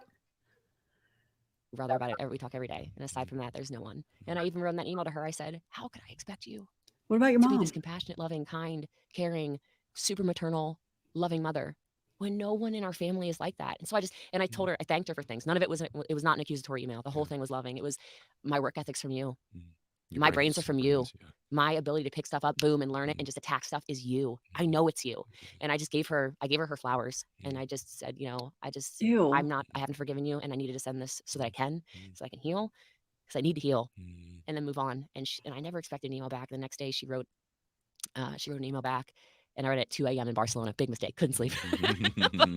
And it just said, I won't, the whole email doesn't matter, but the opening line is really powerful. She said, Jessie Lee, I don't need closure from you. I need my daughter. And I was like, That's beautiful. come on, and it was just beautiful email she wrote back. And we chatted back and forth a couple of days, and I just said, and she even said, like, I would just jump on a plane to be anywhere you are. I said, well, right now I'm in Barcelona, head to Germany tomorrow, so maybe don't jump on a plane today. But I bought her a flight, and she'll be in Dallas tomorrow with me. So Why do you have to mention that you bought her a flight? Were you gonna say the same thing?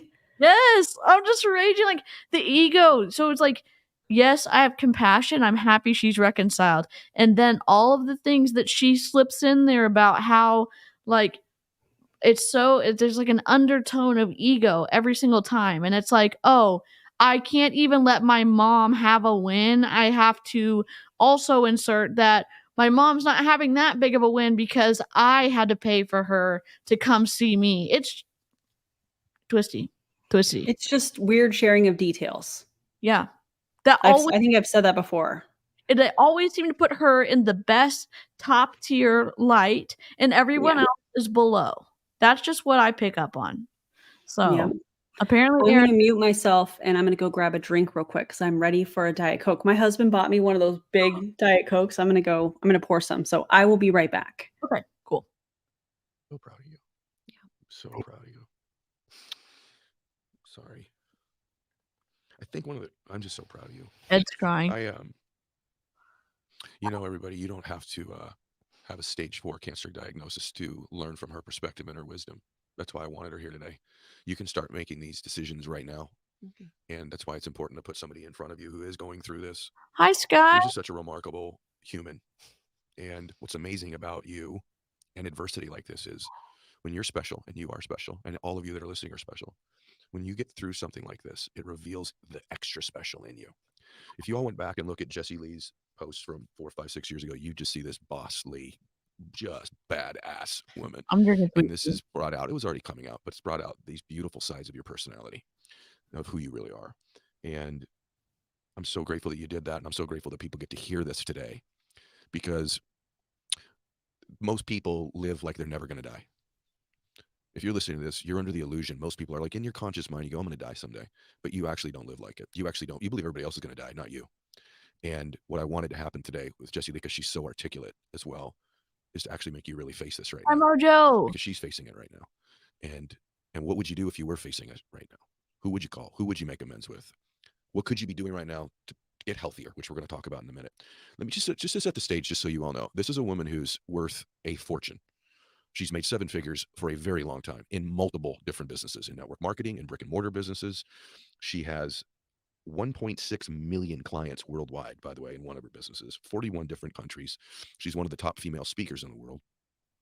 And with all of that, she's telling you that her perspective has changed. She gets this diagnosis, you guys. She has the surgery. And the next day is our coaching call. And she's in her hospital bed with a laptop doing the coaching call with me. And that wasn't her only meeting that day. I want you to imagine that. You got, 10 inches of your colon removed? So am I allowed to say 10 that? to 15. 10 to 15, plus this tumor, the whole thing together. And the next day, she's on a call with me. How you doing? She's pumping me up on the call. She's pumping me up from the hospital bed. That's the type of extraordinary woman that we're talking about here today. So start to ask yourself, how would you respond? How would you react? And I want to ask you a couple things, and I want you to be honest with me, and I want to talk about some business stuff too. Sure. Are you afraid you're going to die? From this? No. And I don't think I fear death anymore, like maybe I used to. You've heard it. Everyone's heard it. Oh, live like you're dying. Like I was thinking that Tim McGraw song. Yeah. Same. I was literally thinking of it about 24 seconds. Yeah, this is the guy that she pays to coach her. She pays him $30,000 an hour, or I think she paid $400,000 for 1 year of coaching.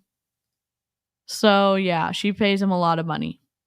to go. See, we're so aligned. Yeah. Or, they say, oh, every day is not guaranteed. Okay, all of these things are true. Mhm. But do you really realize what you're saying when you say that? Mhm. The answer for most of you listening is absolutely not no. Mhm. There's a million ways I've changed because of this. Mhm. But when I say I'm grateful every day, and I used to coach people, oh, I do a gratitude walk every morning, which I do. I Mhm. have for years, right? It's just part of what I do. Or go in the afternoon and pray out loud. It's all, I've taught all these things forever. Mm. It is different when you actually realize every day is not promised. It is very different when you go a full breath. It's completely different when your stomach doesn't hurt because you take these things for granted. It's different when you notice how beautiful a sunset actually is, or the way I am present with people now. And I was always good with relationships. Yeah. That's been one of my superpowers for a long time. Yeah. Now when I'm with people, it's quality time to a completely different level. So when you're counting your trial packs or whatever, when you are making digs at Yehudis, Avi's wife, even though that she's gotten her get, they're not divorced legally yet. So when you are counting your ketones out and then you're making little digs at his wife, is that when you're really taking time to be present with the people in your life that you love? Because she was just talking about how she cancer changed her whole life and that she takes time to really be present, and I was wondering if she was really taking time to be present with her loved ones when she was making digs at Yehudis on her live streams, when she's counting ketones and packing up trials with Avi. And it's so I get she's in pain. I know she has a devastating diagnosis. I hope she gets better. I have compassion because I have lost people who have had cancer. And in the midst of that realization of that reality, she's still behaving sometimes like an awful person whose core value isn't kindness, whose core value isn't patience, who's just being downright mean to someone. So, I'm yes. smiling at the comments. Bubbles for Aaron. I see you guys. What's up? I would also like to point out when he was saying that she has 1.6 million customers, that's all the customers for her entire team that she's claiming. She's claiming she has all these customers, but it's from the work of her team. Classic. Yep. Also, I have a theory about this $30,000 an hour thing. Oh, tell us. We're here for it. I could be completely off, but I think that that's if the in-person meetup thing that she did at Ed's house, I think she took the cost of that and divided that out by the time in the one-on-one coaching or whatever. And I feel like that's how she's saying, oh, I pay him $30,000 an hour. That's what I think. I could be off. I don't know. What a good conspiracy theory. Oh my God, I love it so much. What a cute cup.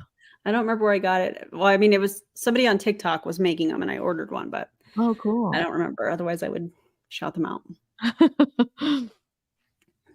And so it's not like this fear of dying, or thinking I'm dying. Oh, she was charging people for meetups and stuff in different situations. She did it in New York. She did it in California. And Aaron knows more about this than me, but she charging them for meetups in public spaces. In Central Park. Yeah. But the meetup I was talking about was the event that she went to at Ed Mylett's house. Yeah. Okay. Yeah. Just to be clear, my apologies for not being clear on that. No, you're good. It's knowing that every moment is actually precious, and how much good quality time and experiences can you cram into every day of every moment, instead of I feel like most people are just these ships that pass each other. Oh yeah, I hung out with so-and-so. Yeah, I spent time with Ed. Yeah. We saw each other at that event or whatever. But did you actually see him? Did you actually feel him? Did you pay attention to his energy? Did you actually connect? Did you have a real moment, or was it just, oh yeah, I was there? Because most of us are every day. Yeah, I was there. Yeah, I went to work. Yeah, I drove home. Most of you don't even remember how you drive home because it's the same routine over and over again. I feel like I've realized that the Jessie Lee version 1.0, she's dead. Who I used to be, she's gone. She has to be, because she's the one who created this illness, this dis-ease, right? Do you believe?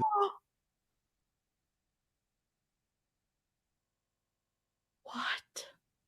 she's the one that created this illness, this disease. Oh my God. Y'all, if you're sick, oh my gosh, don't even.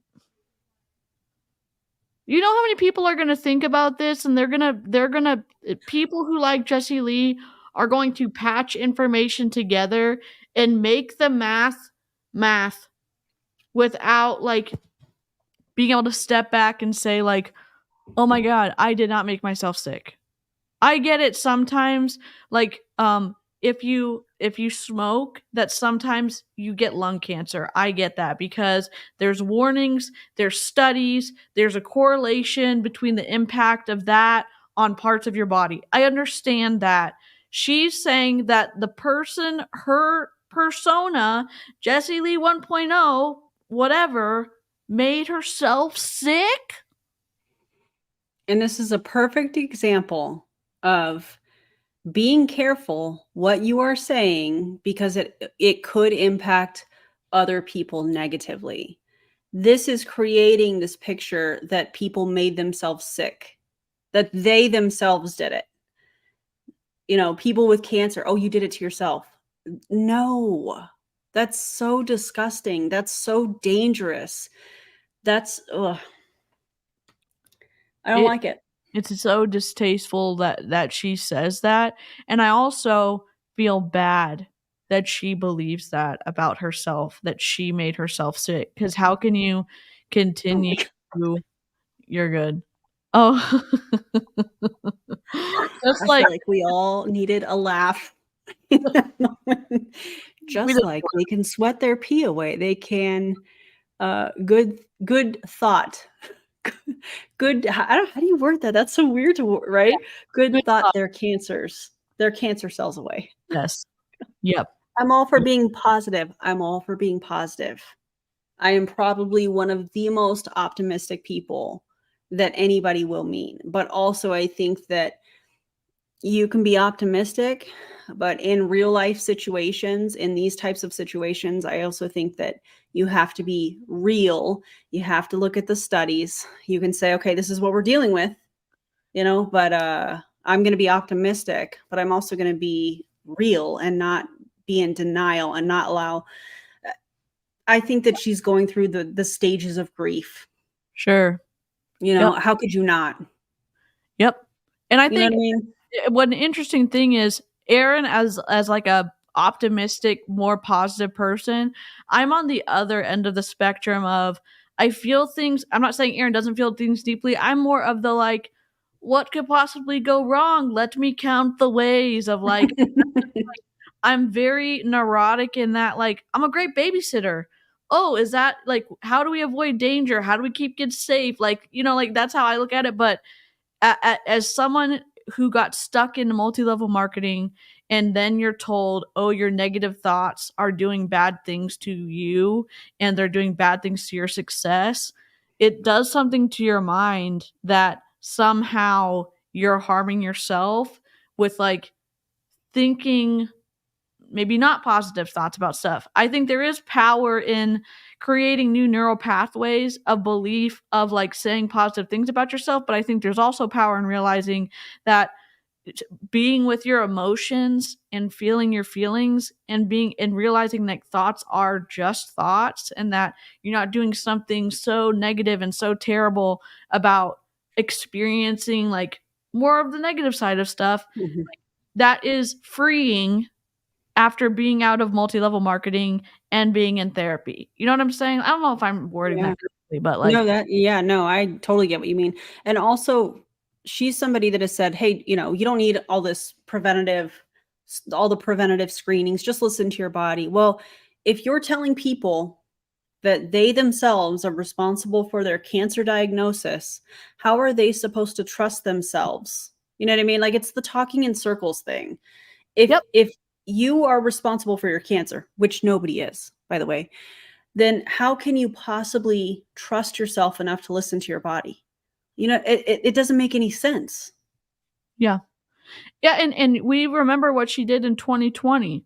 We remember what she did in 2021, where she's saying these scans are going to make you sick. These whatever are going to make you sick. She started villainizing doctors 3 or 4 years ago. So there's a whole history of it. And if you are participating in that misinformation, and again, I know for some reason I have a lot of scientists and nurses and doctors who hang out in the chat, and it's hard to grasp like how people get caught up in this. I was one of those people that did get caught up in it. So like when I'm thinking about I just If remember you got caught up in it, what do we call what I did for 13 and a half years? What the heck do we call that? I don't know. We're out now. We're trying to do better with our time. Holy moly. I had to laugh at that. Yes. People arrive with stage 4 lung cancer because they feel they have no symptoms. Screenings matter. Thank you. Mhm. Here we go. Yeah. I want to ask you a question about that. By the way, what you're saying is just absolutely brilliant, and you are smart, but you aren't this smart, and this is the Holy Spirit speaking through you. This is infinite wisdom. I say all the time that Apologies.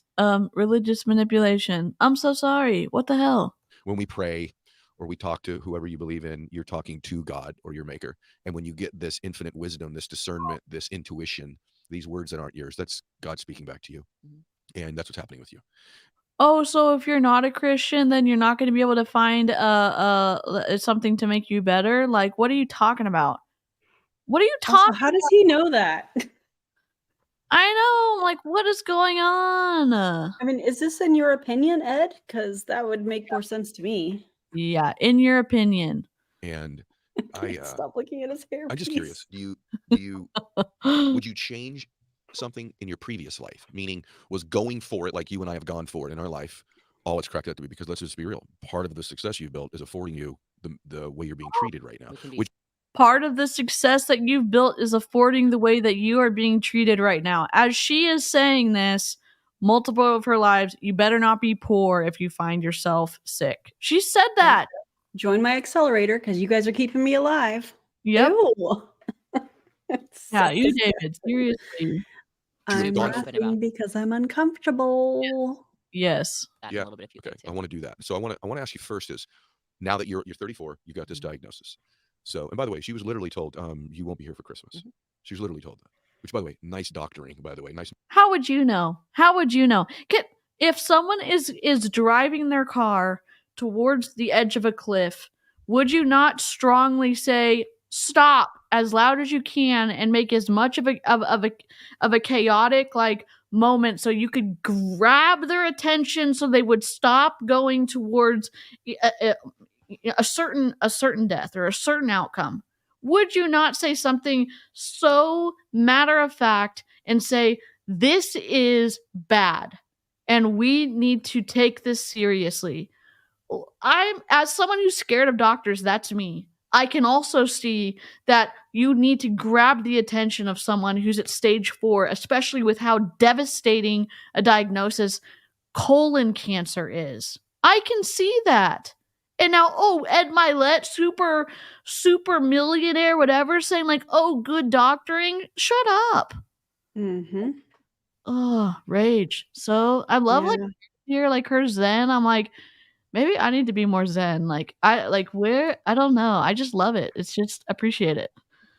I appreciate you. Hang on, I have to parent. Okay. Medical bedside manner, which we'll talk about in another part of the interview coming up. Having said that, though, would you still have gone for it like a crazy person, but maybe enjoyed it a little bit more? Or do you feel like some of the accolades and awards and all that was overcooked? And I'm really curious because I'm still that guy too, who's like, I'm going. My intuition is I should be going, but I should be a little bit more of an observer and be present as I'm doing it. Because I absolutely relate to what you just said about I was there, but was I there? Yep. It's what you just said. So I don't think I would feel as fulfilled as a person if I could look back on it right now and go, oh, gosh, I really should have done more. Because I really feel like I've been all gas, no brakes for a long, long time. And I'm super proud of my accomplishments. And I look back on things like, wow, I'm really glad I did that. I'm so thankful that happened. I'm grateful for that opportunity. Wow, thank goodness I said yes. But I was also a yes man to everything. So this is a cool new stage where I've been saying yes to only things I really want to say yes to, which I wish I had done sooner with some things. Just because there's opportunities you've taken, I'm sure, where you go, this is just not going to be it, but I'm just going to do it because I feel like, what if maybe one person, because we hear that in personal development, like, what if the one person? I did way too much stuff where it was that and just, running myself ragged. But it's really, I wouldn't do anything differently, no, because all of this is playing out. One of the questions, has Mr. Mylett ever did MLM? I think he owns a multi-level marketing company. That's what I've heard. I have not verified that for myself, but if any of you super sleuths want to figure that one out, I would love to know more details about that. I'll have to take a deep dive and see. Exactly how it's supposed to. It's not my plan. And if you really believe in a higher power, you believe in God like we do, no, this is how it's supposed to be. I'm supposed to be the example. I'm supposed to be the big voice. I'm supposed to already have the following, the platform that I do, so that I save so many more lives, so that I show so many more people a different way. It's really important. It is the way it is. What? Did she just say that? She did. She absolutely did just say that. Oh my god. Literally, you learned science in 7th grade that debunks some of the stuff that she talks about on her platform. And then you learn more science in 8th grade here in the United States. I don't know like about other places. I'm sure maybe your science education is better. You learn even more things that debunk this stuff. And then when you're in college, you can debunk this stuff if you pay attention. And if you've never gone to college, that's one thing. But you can look at primary sources like the like WHO. You can go to Anatomy and Physiology, like there are sites that talk about this stuff. You can follow people like Eloise the Pharmacist or Life and Vibe, or there's incredible channels out there trying to fight against medical misinformation and pseudoscience and talk about how stuff works. And again, there were times in this podcast that Aaron and I were like, wait, what? That's not true. Not everyone has cancer cells. And she's saying that with all of her influence and all of her speaking skills and whatever. And she sounds like that could be true. I don't know. But it's not true. So it's just twisty here. I have the perfect sound that we could have played on my Stream Deck after that. Oh no. We'll have to do it from the Geico commercial where she's like, I'm unfriending you. Oh my god. And they're in person. I'm unfriending you. And the friend stands up and is like, that's not how that works. That's not how any of this works. Oh my god, I love that. I'm gonna have to add that to my board too. Holy do it. Oh, I do have one. I have yes, Jessie Lee has kind of always been I don't know that I want to say religious, but yeah. I mean she's been more religious recently, but she's yeah. I don't know if y'all can hear this. We'll see if y'all can hear this. And there seems to be no sign of intelligent life anywhere.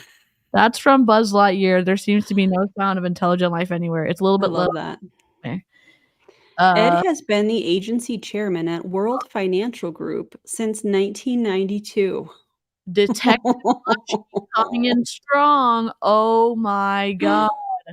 Do we need to start doing videos on Ed Mylett and World Financial Group? 100% we do. Oh, hell yes. I love it. God. But I wish in those moments, because I've won every award there is for what I've done. Anything I touch, it's like, oh, like, invest in Jessie Lee because it's going to turn gold. You know, she does it. Oh my gosh, she did that. Like, I'm always the top performer. Yeah, I told her when I met her, I said, if you were a stock, I would buy you because she's going out. And also, by the way, you said something I want to finish on though. So neither one of us are medical doctors, although you're a lot more like one than I am now because you're a lot more like one. No. Did you know that like you cannot just pretend to be a medical doctor? Like you get in legal trouble for doing that. I like how Ed's like, you're more of a doctor than I am. None of y'all are doctors. None of y'all. God. I'm just going to say, I'm sorry to all the registered nurses in the chat. I'm sorry to all the med techs. I'm sorry to all the ultrasound techs. I'm sorry to the doctors because this fluffery we're listening to is freaking wild. It's terrible. Oh my god. All the medical care you've gone through. But you did say something that I want everyone to evaluate. You said you created this, meaning, and I think I know what you mean. All the stress, all the trauma, all the reliving the trauma, all the holding on to it, all the... No. I'm sorry. I'm pause. Sure. Children do not make their own trauma. She went through shit as a child that she should never have had to go through. And now we're listening to two adults reinforce this idea that they did this stuff to themselves. I know there's studies out there, but I just want you to know, if you've had trauma happen to you, go to therapy. Please work through that and don't just live in whatever these knuckleheads are talking about on their podcast, because talking about that and saying that about kids, like, no way. Give me a break. Or someone who's had something traumatic happen to them as an adult. Like, you didn't ask for that. Nobody has asked for trauma to happen to themselves. No one ever does. and they Also, are into that. I mean, does that go for kids that have cancer as well? Like what? Yeah. They didn't cause that. Yep. Unbelievable. Yep. And again, it's like you're gonna have people who listen to them that are gonna be like, "Oh my god, this explains everything," and it's not. We need another pop moment. Ready for the ASMR pop? Ready for it? Pretty good. We love it. Sorry to interrupt you mid-sentence. We need the lightness of the lip gloss. It's exhausting hearing people with no medical background think they know more about medicine. It is exhausting. Intensity pointed in the right direction makes a lot of awards and a lot of money. Intensity in the other direction can do harm. And I was actually asking, you came up last week. My mom asked me how you were doing because I've told my mom about you. And we were talking about my dad's cancer. My dad wasn't 34, my gosh, but my dad died young, relatively speaking. And I said, Mom, do you think Dad's trauma that he held on to from his upbringing and his stress, and my dad was this tremendous worrier. I inherited that from my dad. Most things with our kids are caught, not taught. I always say, I caught that from my dad, worrying and anxiety. And something to be around my dad, he's just like a sigh for no reason, you know? And I said, Mom, do you think that maybe that brought some of this on? Or oh my God. Turn those genes on sooner, the stress and the anxiety and the worry. And my mom said, absolutely 100% yes. And I'm wondering, is that what you meant by that you brought some of this on? Yeah, and I know I don't want to trigger any cancer patients or anything or survivors or anything who go, what? Like, how do you That's a create this? first. The cancer world's interesting. There's some people who think cancer is the worst thing that ever happened to them, and there's some people who think cancer is the best thing that happened to them. And I will tell you, I am in the second camp. And that freaks people out when I say that. It's she said, what? She said cancer is the best thing ever. Nothing was going to slow me down, Ed. Nothing. Nothing. You just said I did a coaching call from a hospital bed. Yeah. Nothing was going to make me go, let's chill out a little bit. I don't, you know, it had to happen. I need to smell the roses.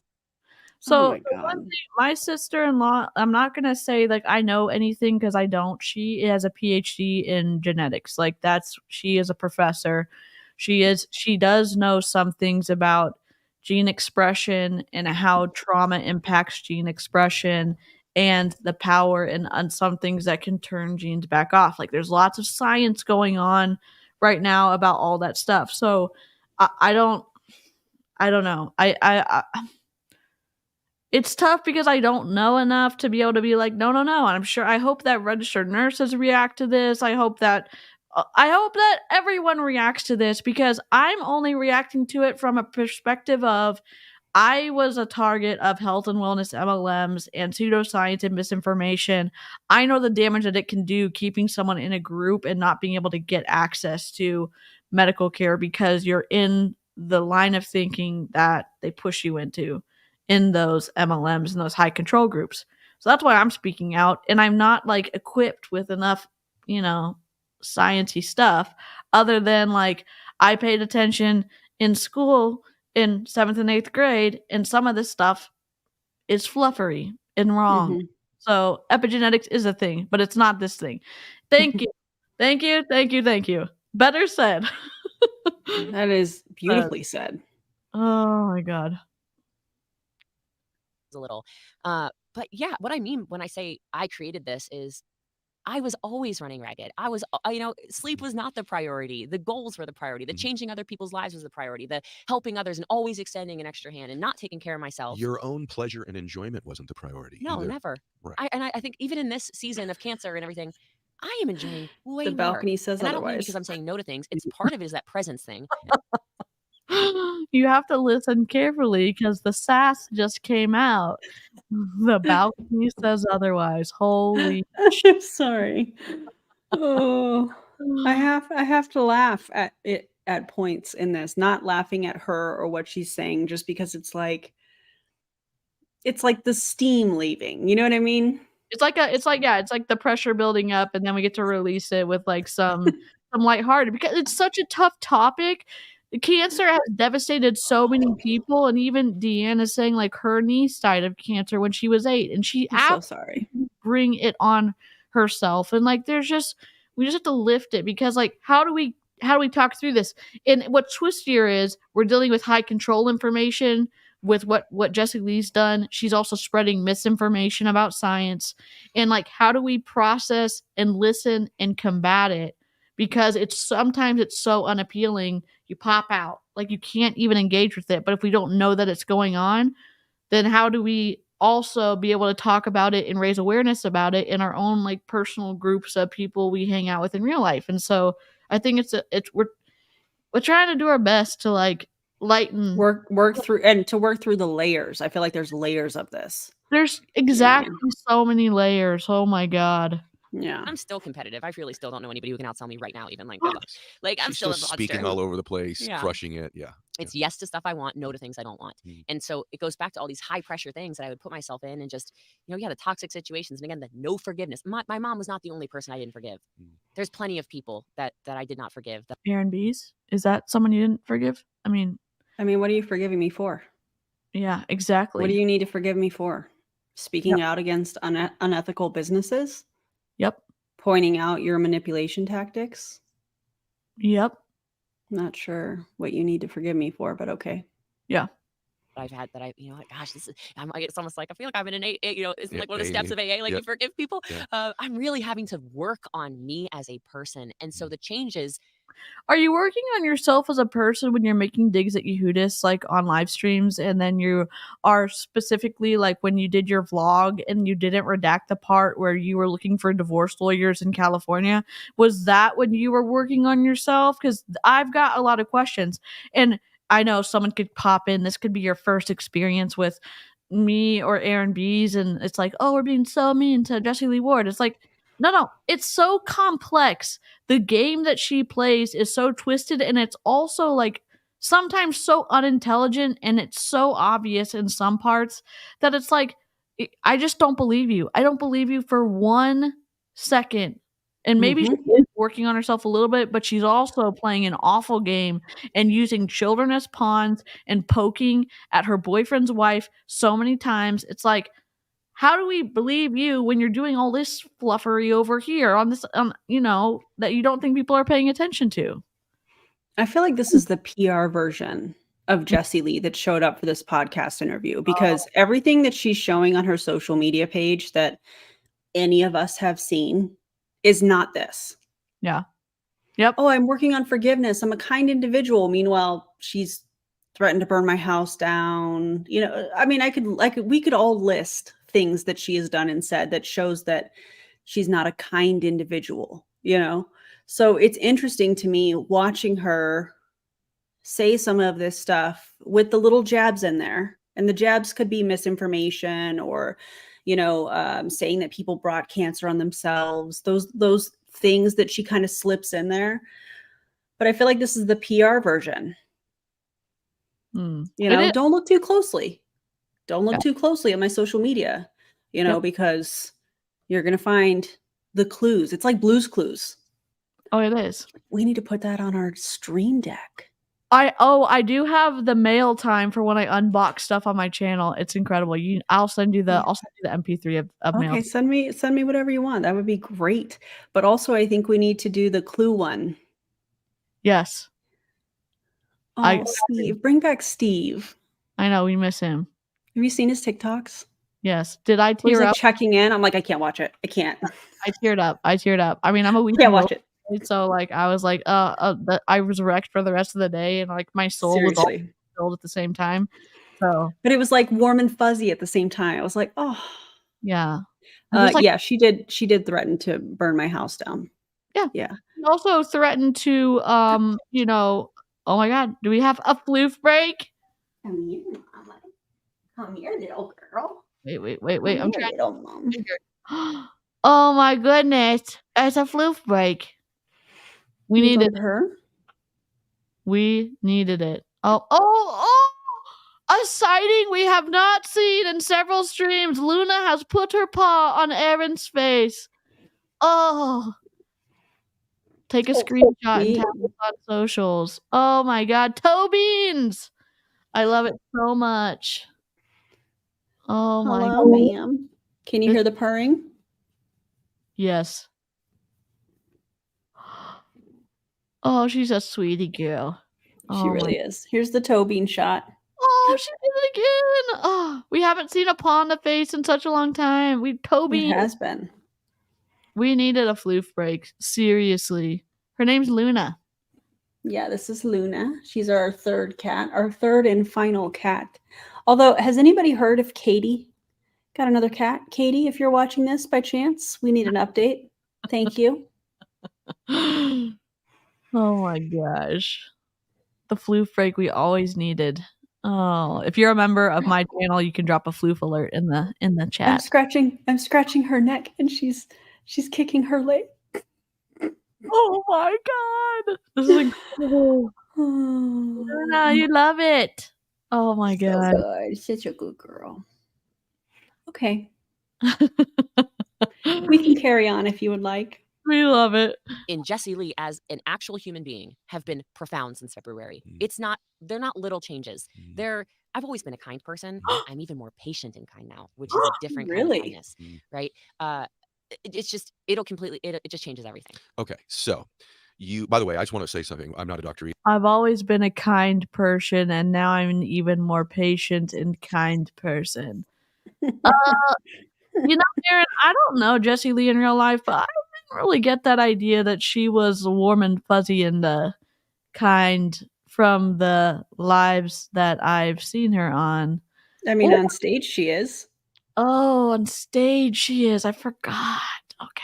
So when she was trashing one of her boyfriends with all of her friends on a live stream after they broke up, that was her being kind, but behind the... Okay. Yeah. I could think of many examples. Yeah, when she trashes you and she alludes to stories about you, but it's so specific, everyone knows it's about you, but she tells a story and she does it to disparage you. That's her being a kind person. Yeah. I mean, why not just say my name, Jessie Lee? Because we know you watch. So yeah, you can't quote people's streams word for word in your streams, in your response lives, like, and then think like, oh, they're never gonna find out that we watch. You do watch Aaron and Julie Joe streams for sure, and she said twisted. I know, and I'm like, it's twisty, not twisted. Like, freaking get it right. And also, I'm not gonna write it down. She was reading her notes on her phone, and I was like, what an unprofessional thing to do. Like, in the grand scheme of, like, you're gonna have a production crew, you're gonna have an editor, blah blah blah, like, why don't you make your notes like on your computer? And then all of a sudden she whips out a notepad. Have the subtitles on the screen so you don't even have to look at it. I know.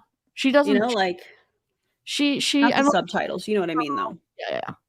She could be reading the script from a teleprompter app on her computer, but she's not going to do that because that's the techie DC. I'm like, put the words on the screen or whatever. Yeah. She's like, oh, the teleprompter. Yeah, we know. It's okay. But I think there's a power to saying I created this and so I can fix it. I think there's a power to that. And even if you're not in that camp and you've had a disease, I think we would all agree that worrying and anxiety and anger or frustration isn't healthy. So it certainly isn't helping things when we're that way. Mojo Rule says, Aaron, watch your tone. My wife said she liked it when you used your sexy voice just then, lol. Listen, don't threaten me with a good time. I'll do some dramatic readings of some comments. Don't play with me. Oh my God. Sorry to your wife. Aaron, can that be a video you do where you just read like maybe bad comments you get on your videos, but in your sexy tone of voice? I did not know that reading the food comments was like a sexy thing last night. Yes. Apparently it was. Apparently it is. No one's ever done that. And you have such a good reading voice. Drop a 1 in the chat if you want Aaron to do a sexy comment read, but all the bad comments she's ever gotten, but in her sexy tone of voice. Drop a 1 in the chat. I can already think of the title. Dramatically reading your comments. Yes. Oh my gosh, the ones are pouring in right now. Well, I don't want to cut you off, but I asked my doctor in Germany 2 weeks ago because he was looking over my blood work, and Germans are very direct. There's like so many ones in the chat. Disaster. One of the great. Oh my gosh. If you didn't catch Aaron's live last night in the chat box, we're never going to be able chat box. We're never going to be able to unsay it again. Blake Mallon from Prove It says chat box all the time. And every time he says it, I'm like, oh my God, stop saying that. Oh my god. Everyone's here for it. Yes, we want Aaron's 900 voice. Oh my god. Yes. I love it so much. Oh my god. Aaron, Right.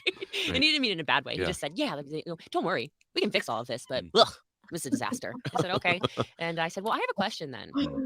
When you see other patients that their blood work is this bad, do they look like me? Yeah. Do they move like me? Do they? Because I'm not in." One of her doctors said yes. Several of the cancer doctors said yes. There are people who look so healthy, there's no signs, and they come in and they are diagnosed with stage 4 colon cancer. So yes. I'm not streaming on my channel. I'm just hanging with DC. So, I'm gonna have to download this and send it to her if she wants to upload it so she No, it's fine. Don't worry about it. It's fine. You're good. it was an impromptu, like, here's a link, and then we're here running our mouth on the internet. I was running around doing all kinds of stuff because I don't know if you know, but JJ and her husband and Savannah and her husband are coming this weekend, and they're all staying at my house. So it's gonna be wild. Oh my god. Aaron, the new lesbian thirst trap. You know what's funny about that? Not like funny about the comment, but one of the things that Jessie Lee called me is a morbidly obese lesbian. Oh my god. But she's so inclusive. She's so you're not any of those. And also, no. Why would that be an attack against you? Like, that part. I just don't get it. And one of her former close friends, I say former because we don't see her very much anymore. I think they're still friends. Also, we love the he's, the she's, the theys, and the gays. Okay. Oh hell yes, I love that. I love that. Felt like we needed to say that. Everybody's welcome here. Everyone is welcome. Absolutely. Pain and not any of these things. He goes, absolutely not. He said, but you have the strongest mindset I've ever met. And a lot of this health stuff is mindset over all of it. Yes, I have to treat all of it, but you have a belief system that you're going to win this. And a lot of people don't. And I know Dr. Joe Dispenza way more than I do, right? But even things like don't become your diagnosis. You hear, oh, well, with cancer, I'm supposed to be really tired and I'm supposed to be really, whatever, all these things. I'm supposed to look a certain way, walk a certain way. I got to stop doing all these things. I just didn't get on Google. Yeah. She just alluded, or she just said, oh, I'm not going to be tired because if you have cancer, you're supposed to be tired. They don't choose to be tired. They don't choose to be puking their brains out after they've experienced chemo. They don't choose to have rashes on their skin from the radiation or even the chemo treatments. They don't choose that, oh my God, I feel like crap right now because I'm putting such harsh chemicals in my body to try to fight this cancer that's growing. They're not deciding that they're tired. They are tired. They're not deciding they're sick. They are actually sick. And the way that she says that stuff makes me want to break all the rules on my channel and name call, but I'm not going to do that. I'm just ragey mad right now. Some of these comments. Let's pause for a second. Aaron, by the way, I love this profile picture. Aaron, how does muscle make you morbidly obese? Yes. And also Aaron is the emote on my chat. The cult alert is Aaron B. She said that we can use her and she's going to live in infamy on my I appreciate it. We will be doing a live stream. I don't know how it's going to work out. I don't know what we're going to react to, but we are planning on doing a live stream, all of us. Oh, I love that so much. I cannot wait. I don't know how we're going to fit. We're going to figure it out, and I'm so excited for y'all. I think it's going to be fun. I think y'all are going to be like a whole moment. It's like waiting live chat. It's like waiting for your TV show to drop like weekly when like your new episode's coming out. That is like what I wait for with Aaron and Julie Joe, and the fact that it's going to be the trifecta of Aaron, Julie Joe, and Savannah. Stop it. And Luna, floof breaks. Oh my God. There's going to be floof breaks.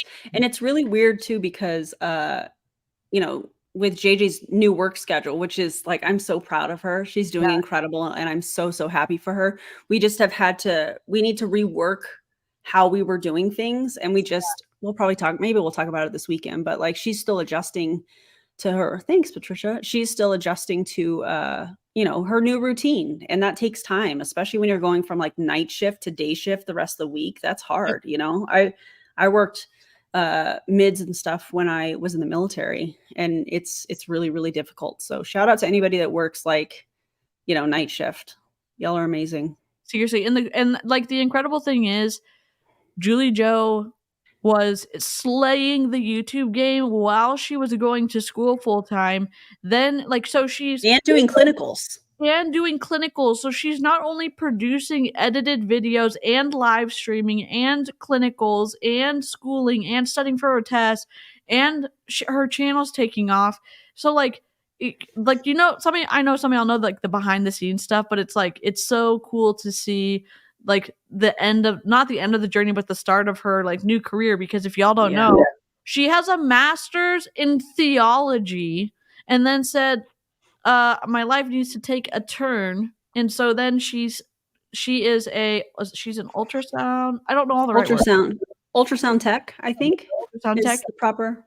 Yeah, it's so cool. So like she gets to debunk the religious manipulation, and now she's also like in the sciencey game, and she and Aaron are like my favorite people to watch on the internet. So like I can't wait. Mm-hmm. Well, I really enjoy watching your commentary. Oh, well, thank you. But I mean, and I say this all the time, but like I've learned a ton from you, and I'm so grateful, because I'm like, what does this mean? Just this morning, you guys, I sent a barrage of questions. DC, I gave her my phone number, and now like we're communicating on that level, which means like we're for real friends, because she has my number. And I sent her a bunch of questions, and it was like number 1, number 2, oh, and then this. But please don't feel rushed to answer these questions, because they're all techie questions around Stream Deck and different things like that. And I'm like, so just like no rush, just whenever you get a minute, you know, like I just felt like I question dumped on her. No, it's good. I was like, I'm finishing something up, but I'll be right back with you. And no then rush. Squirrel streaming, because I'm like, I'm in StreamYard because I was trying to figure out some of the questions that Aaron had, and I'm like, okay, I ask the hard questions. I need to know. I appreciate it. So we're figuring life out. So Aaron can be all teched up and ready for blast off. So we're ready. I'm so excited. I have 11 sounds already. Hell yes. I already have 11. I have a whole folder. Within the folder, I have 11 sounds. Oh my God. One is my own voice. Oh, I love that so much. Which one says period, comma, forever, and it's in my dramatic reading voice. So you're welcome for that, friends. Oh my God. Whoever gave me that idea. That is incredible. I was working on sounds on and I don't even know if my Stream Deck will work. I have to figure. See, the thing is, like, I have to figure this out so that I can tell Aaron all the right things, and I loaded them onto my Stream Deck because normally they're on my soundboard, so I have to figure out like. Oh, also our newest 1K, over 1K now channel. Snarky's freaking united over this, and Aaron shared it too. And okay, I'm sorry, I'm like distracted. Tish is my bad. I think you did I pin something when you were pinning something? Yeah, it's okay. We're on the same. DC teaching Aaron and us tech stuff. I'll do that. I don't care. That'd be fun. Yes. I know, repping Gen X well. That's what up. I picture doing all of this and learning all this so that I can teach Julie Anderson. That's really how I see this. Like from one Gen Xer to another. That's perfect. But also like Tish is a full-time teacher in Australia, and she works full-time, then comes home and fights against multi-level marketing, makes her content. Sometimes we see, and my favorite part is Tish works so hard, and then sometimes like when she's working on MLM stuff, you see her like doze off just a little bit, but it's so cute because, you know, she is just like doing the most to try to fight against multi-level marketing, and then she just hit 1K, and I'm so freaking excited for Tish. So congrats, Tish. We love you.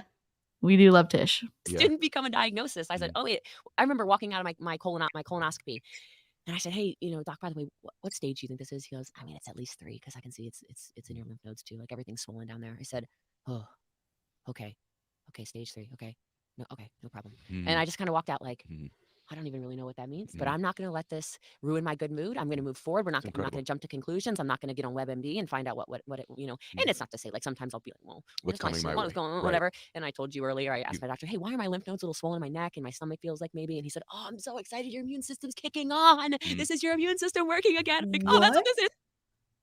What doctor would have said that? Cue the Geico sound right now. That's not how this works. That's not how any of this works. Oh my God. And then she's going to be telling people, someone's going to listen to this, and they're going to be making assumptions instead of going to the doctor and figuring stuff out. They're going to say, oh, this pain must be meaning that my body's working correctly. Go to the doctor scared. I mean, maybe if you have like a virus or a bacterial infection or something like that, your lymph nodes swell, like when you have like strep throat or you're fighting a cold. But when you're a stage 4 cancer patient, I feel like that's a little bit different. I feel like, hey, if your lymph nodes are swelling, I'm going to pose this as a question because I don't know the answer to this, but we have lots of professionals in the chat box. But like, if you're a stage 4 cancer patient and you're stage 4 because the cancer has metastasized and you're experiencing lymph nodes that are swollen that maybe weren't before, wouldn't that mean that the cancer is spreading? I hope that's not the case here, but like, I'm just trying to think about this logically rather than believing some German biohacking doctor that she's not going to see again or something. I don't know. Yeah.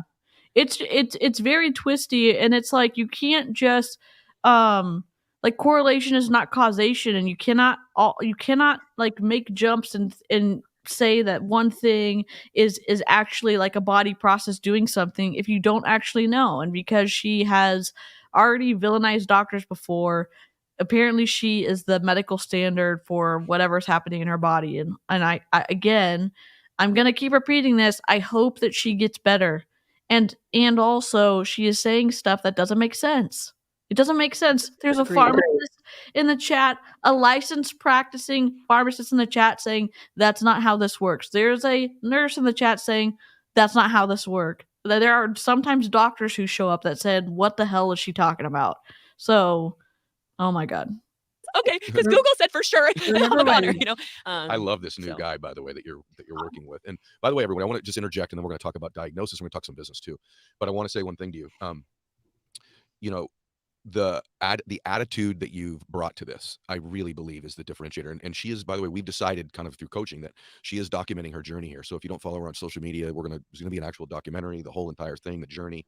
Can you pause this real quick? Yeah. Can we talk about this real quick? Because I have questions. Did you see me peeking over the comment? I have questions.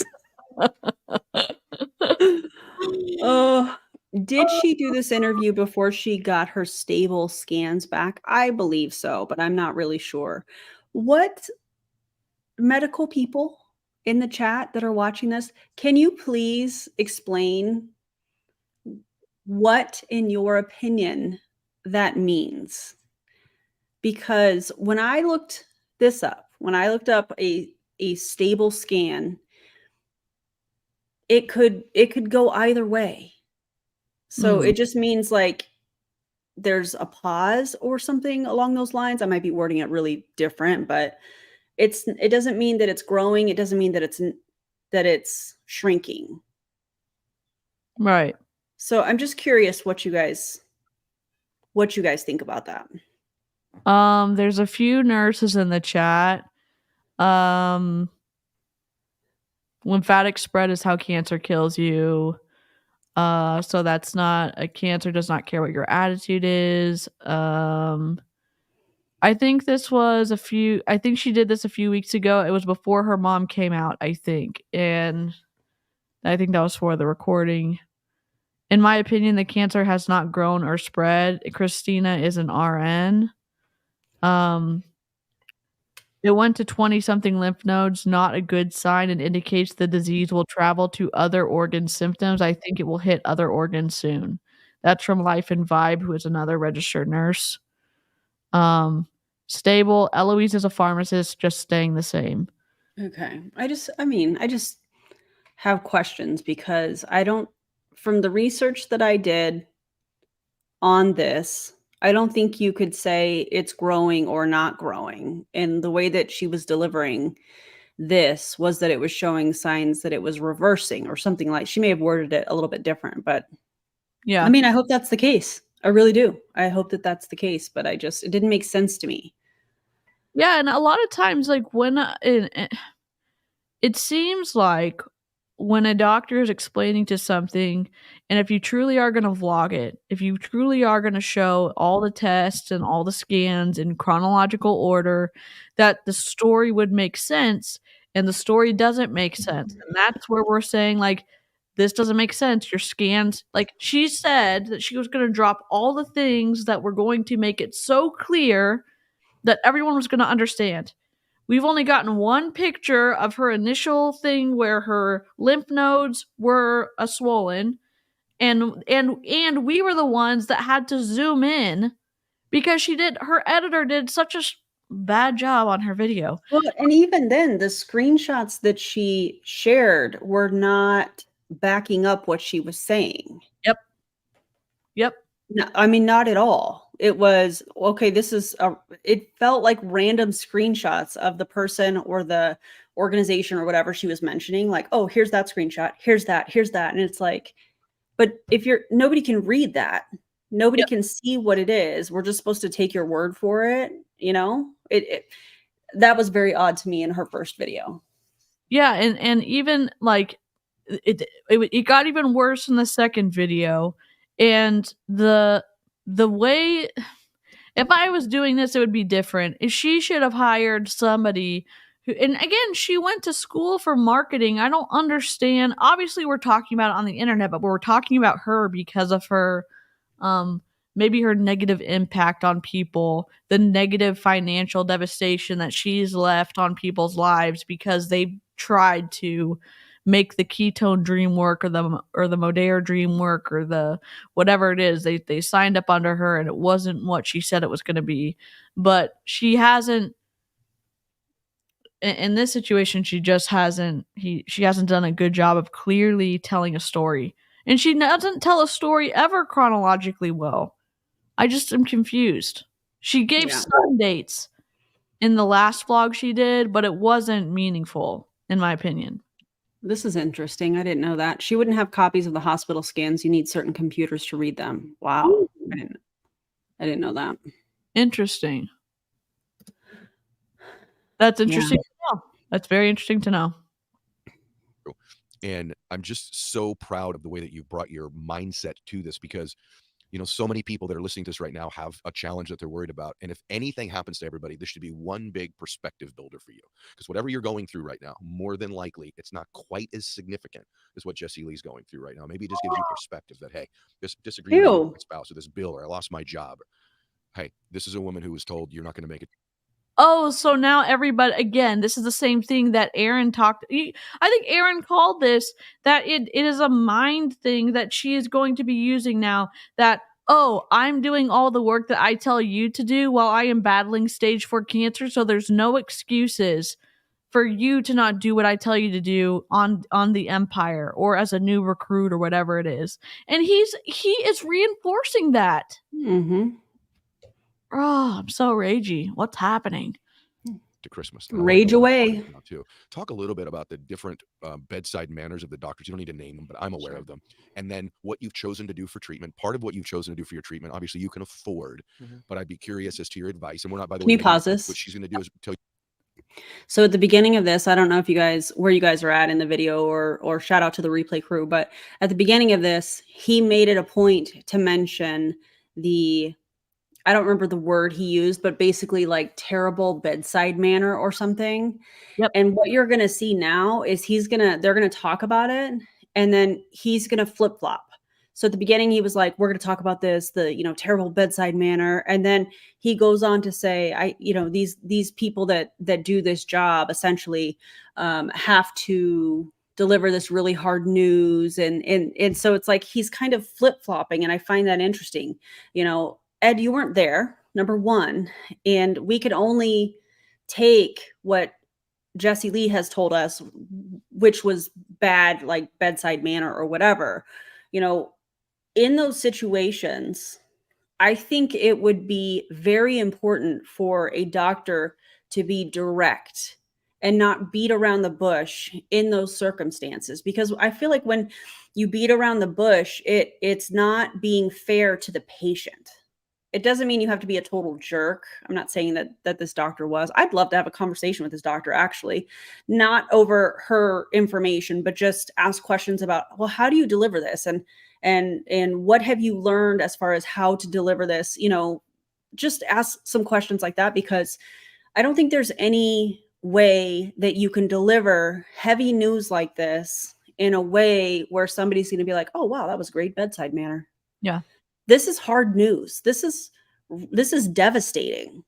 And Yeah. so I just feel like in those moments, you have to be direct with that patient. That's just my opinion. Obviously, I'm not a medical professional, but you guys let me know what you think. I don't know what you think about that, DC. I think that's a great point. And something else to consider is they're at MD Anderson in Houston, Texas is one of the top hospitals in the United States. They have a specialized colon cancer wing where they treat some of the hardest colon cancer cases in the United States. So in my perspective, you have people who may be incredible surgeons who are great with a knife, and they're not great with people.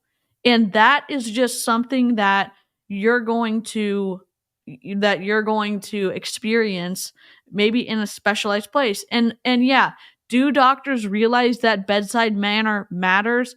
Yes, they do, because they've done trainings on realizing like they can help more people if those people are not scared to come back into their doctor. So it's a twisty, a multifaceted situation. I don't believe for one second that it happened like Jessie Lee Ward said it happened. And also, she doesn't give the respect to the facility that she was able to get into that I think she absolutely should have given.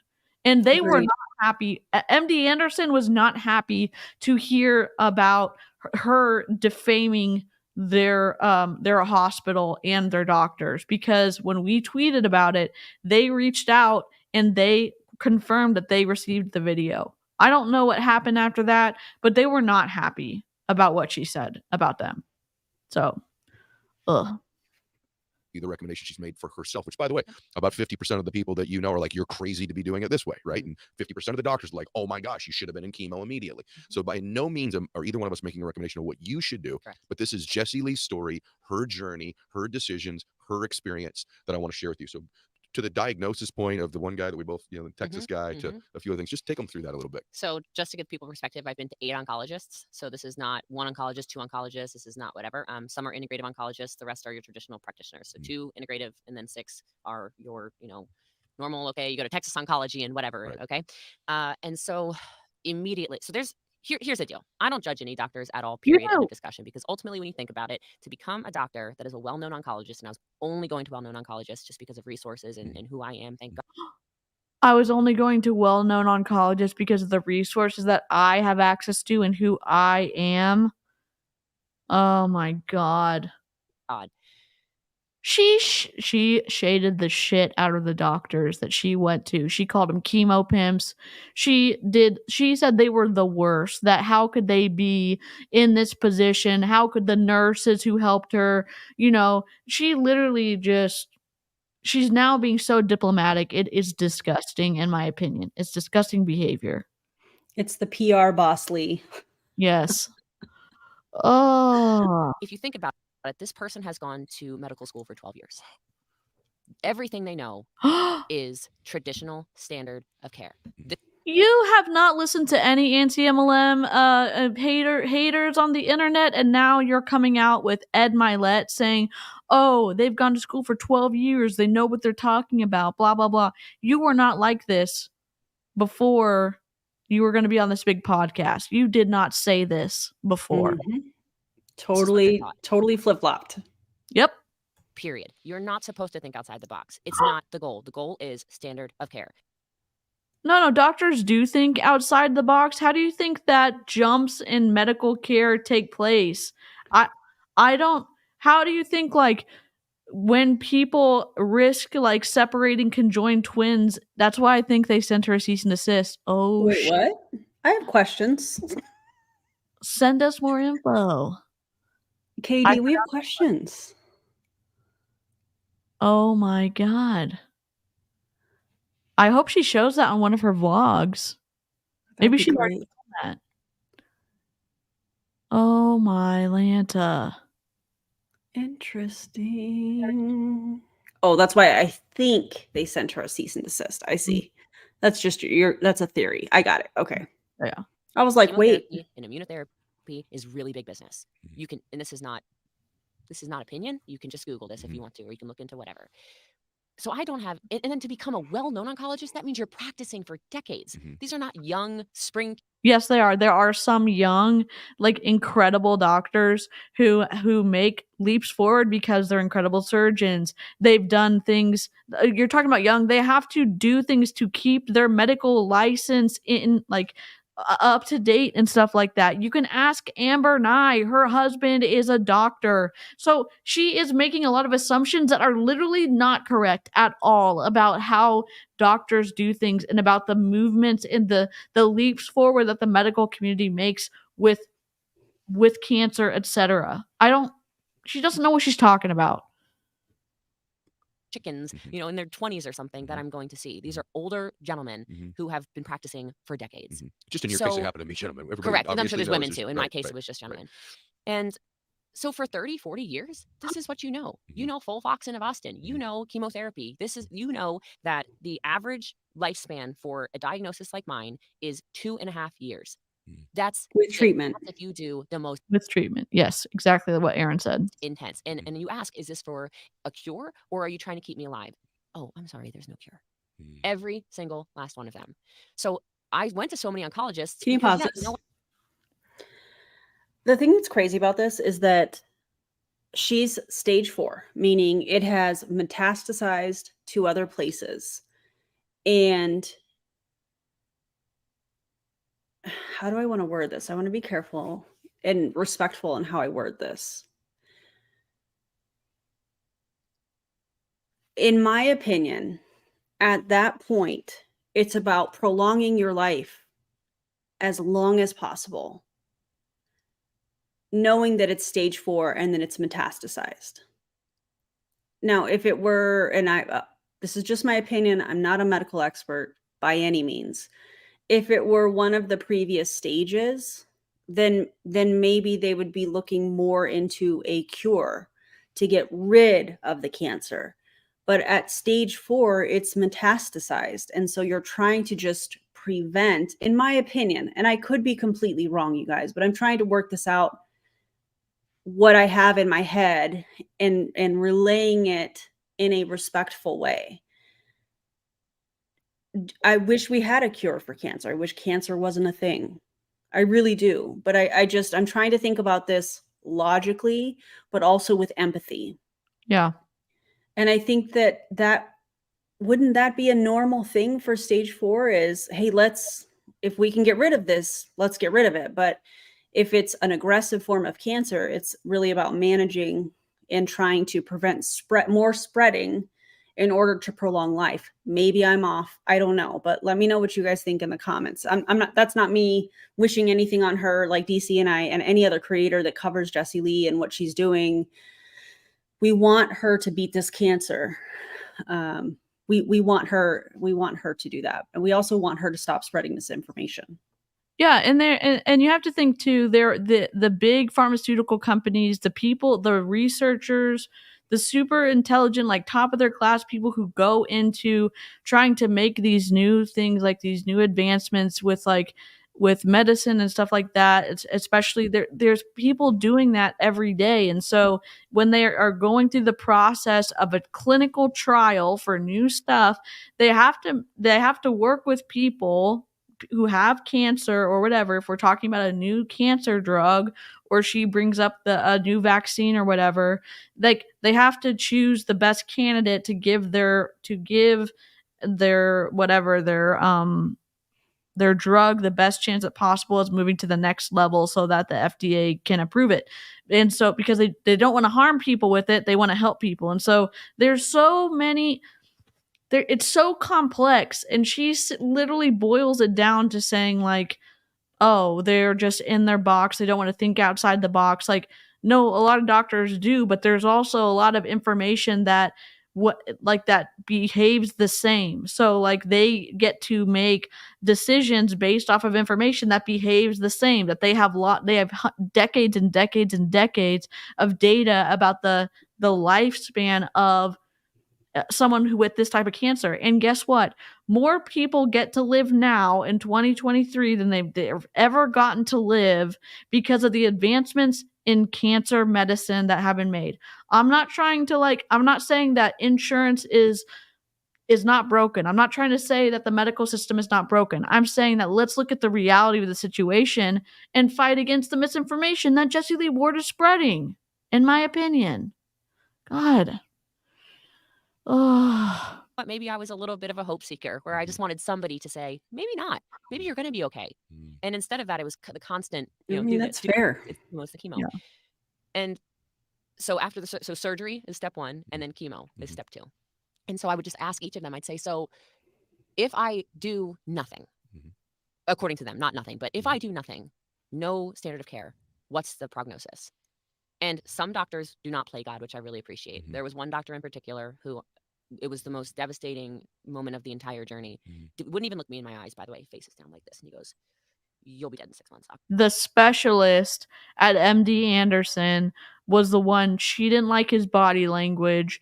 She didn't like that he was, I don't know. And again, you're dealing with all different types of people, and he is trying to tell her, this is bad. This is really bad. And that's hard to deliver, for sure. But she's also making assumptions about why he wasn't making eye contact with her. He may have just been looking down at his notes. I don't know. We don't know. Some people just don't make eye contact, though. I mean, some people, that's just not their thing. That's like too personal. Yep. Just in general conversation. So imagine delivering this kind of news. I didn't mean to interrupt you, No, you're good. But like, there's just some people that are uncomfortable making eye contact for whatever reason, so I don't know. Yeah, I mean, it's hard for me when I'm having I deal with anxiety and depression. If my anxiety is really bad, and I'm not saying doctors don't have anxiety. I'm saying I cannot, and I know like the worse my anxiety is, the harder it is to make eye contact. I literally can't do it. I don't know so you also are dealing maybe with some savant-esque people in the medical field who maybe are just data, and they are incredible surgeons. They don't have the bedside manner. Okay. And she's making a big deal out of it. So you were lucky to even have a conversation with a specialist at MD Anderson. She was lucky and privileged to be able to do that. And he may have been looking at this. Yeah. Yeah. Maybe he was looking at your chart. Maybe he was looking over all the information. Maybe he was checking himself before and during the delivering of this news to make sure that he's not confusing anything and that he's super clear. I can't imagine that being an easy job for anybody to deliver news like this. I mean, is there a right way to do it? I don't know. Yeah. I don't know. But if it were me, I would want direct, tell me what we're dealing with. Tell me what we're dealing with. Tell me what we should do. Tell me everything and just be direct. Like, don't sugarcoat anything. Just let's get into this. What are we dealing with, kind of thing. That's just me. And I also know that unless we've been in that situation, we don't know truly how we would react. It's just like any other like emergency situation. This is like, to me, this is like an emergency, we don't know how we'll react until we're in that, in that situation. If we ever were, which I hope none of us have to deal with, Yeah. And Jessica said, I said it earlier, but when I told my mother-in-law this, who is a retired nurse, she said she bet it was one of the hardest days of his career telling someone that young that she had stage 4 cancer. I mean, that's fair. That's totally fair. Absolutely. Definitely not seeing Christmas. No. And then he said, but if you do the most intense versions of chemo, we're just going to blast you. We can probably get you 2.5 years, then you'll be dead. This is quote unquote. Thank God I got my best friend there. I'm FaceTiming my boyfriend at the time. Yeah, I talked to you right after. And yes, I talked to you immediately after. And I said, and I black out actually, because I think your brain has a way of protecting you from trauma. My brain As just knew, anybody no. would. And I black out. Thank God best friend starts talking. And I just remember going, I'm not normal. It's the only thing I remember saying.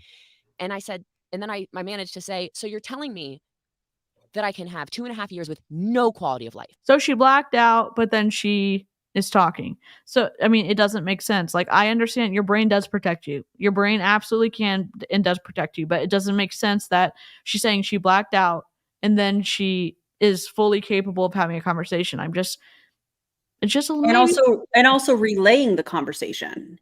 If you blacked out, there's probably pieces of the story that you didn't, or of the delivery, if you will, not story, but of the delivery that you didn't hear. And so to me, I'm kind of like, well, if you blacked out, are you just relaying what Courtney said? Or, you know what? I have questions. I just have questions. Yeah.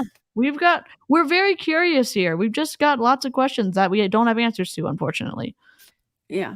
Or I can try to heal is really what my brain started hearing in that moment. And thank God I heard it like that, because then it was an immediate decision to change.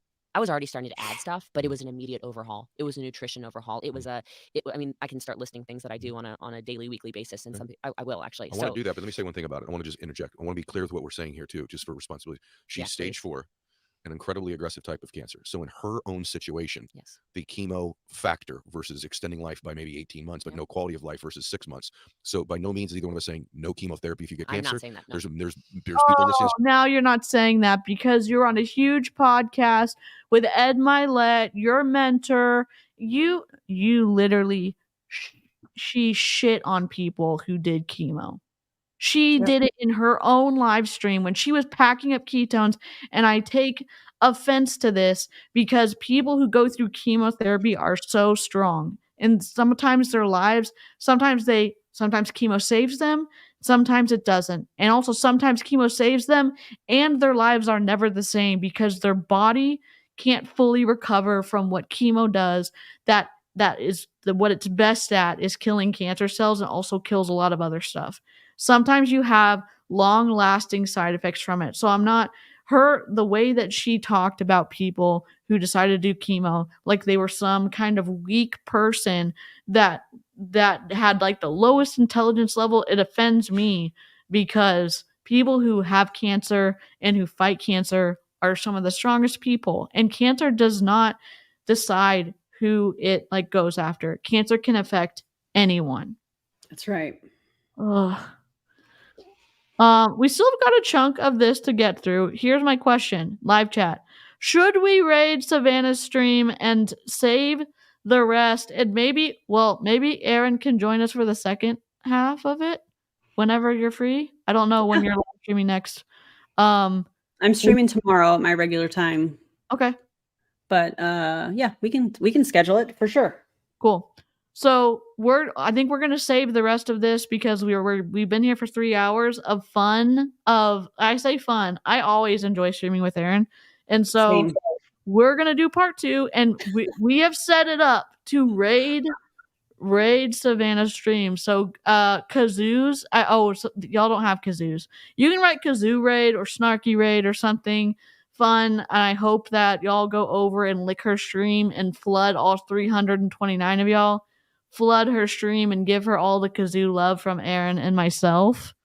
And yes, I'm gonna play the outro, and let me play the music, and then we will see y'all next time. Okay, goodbye.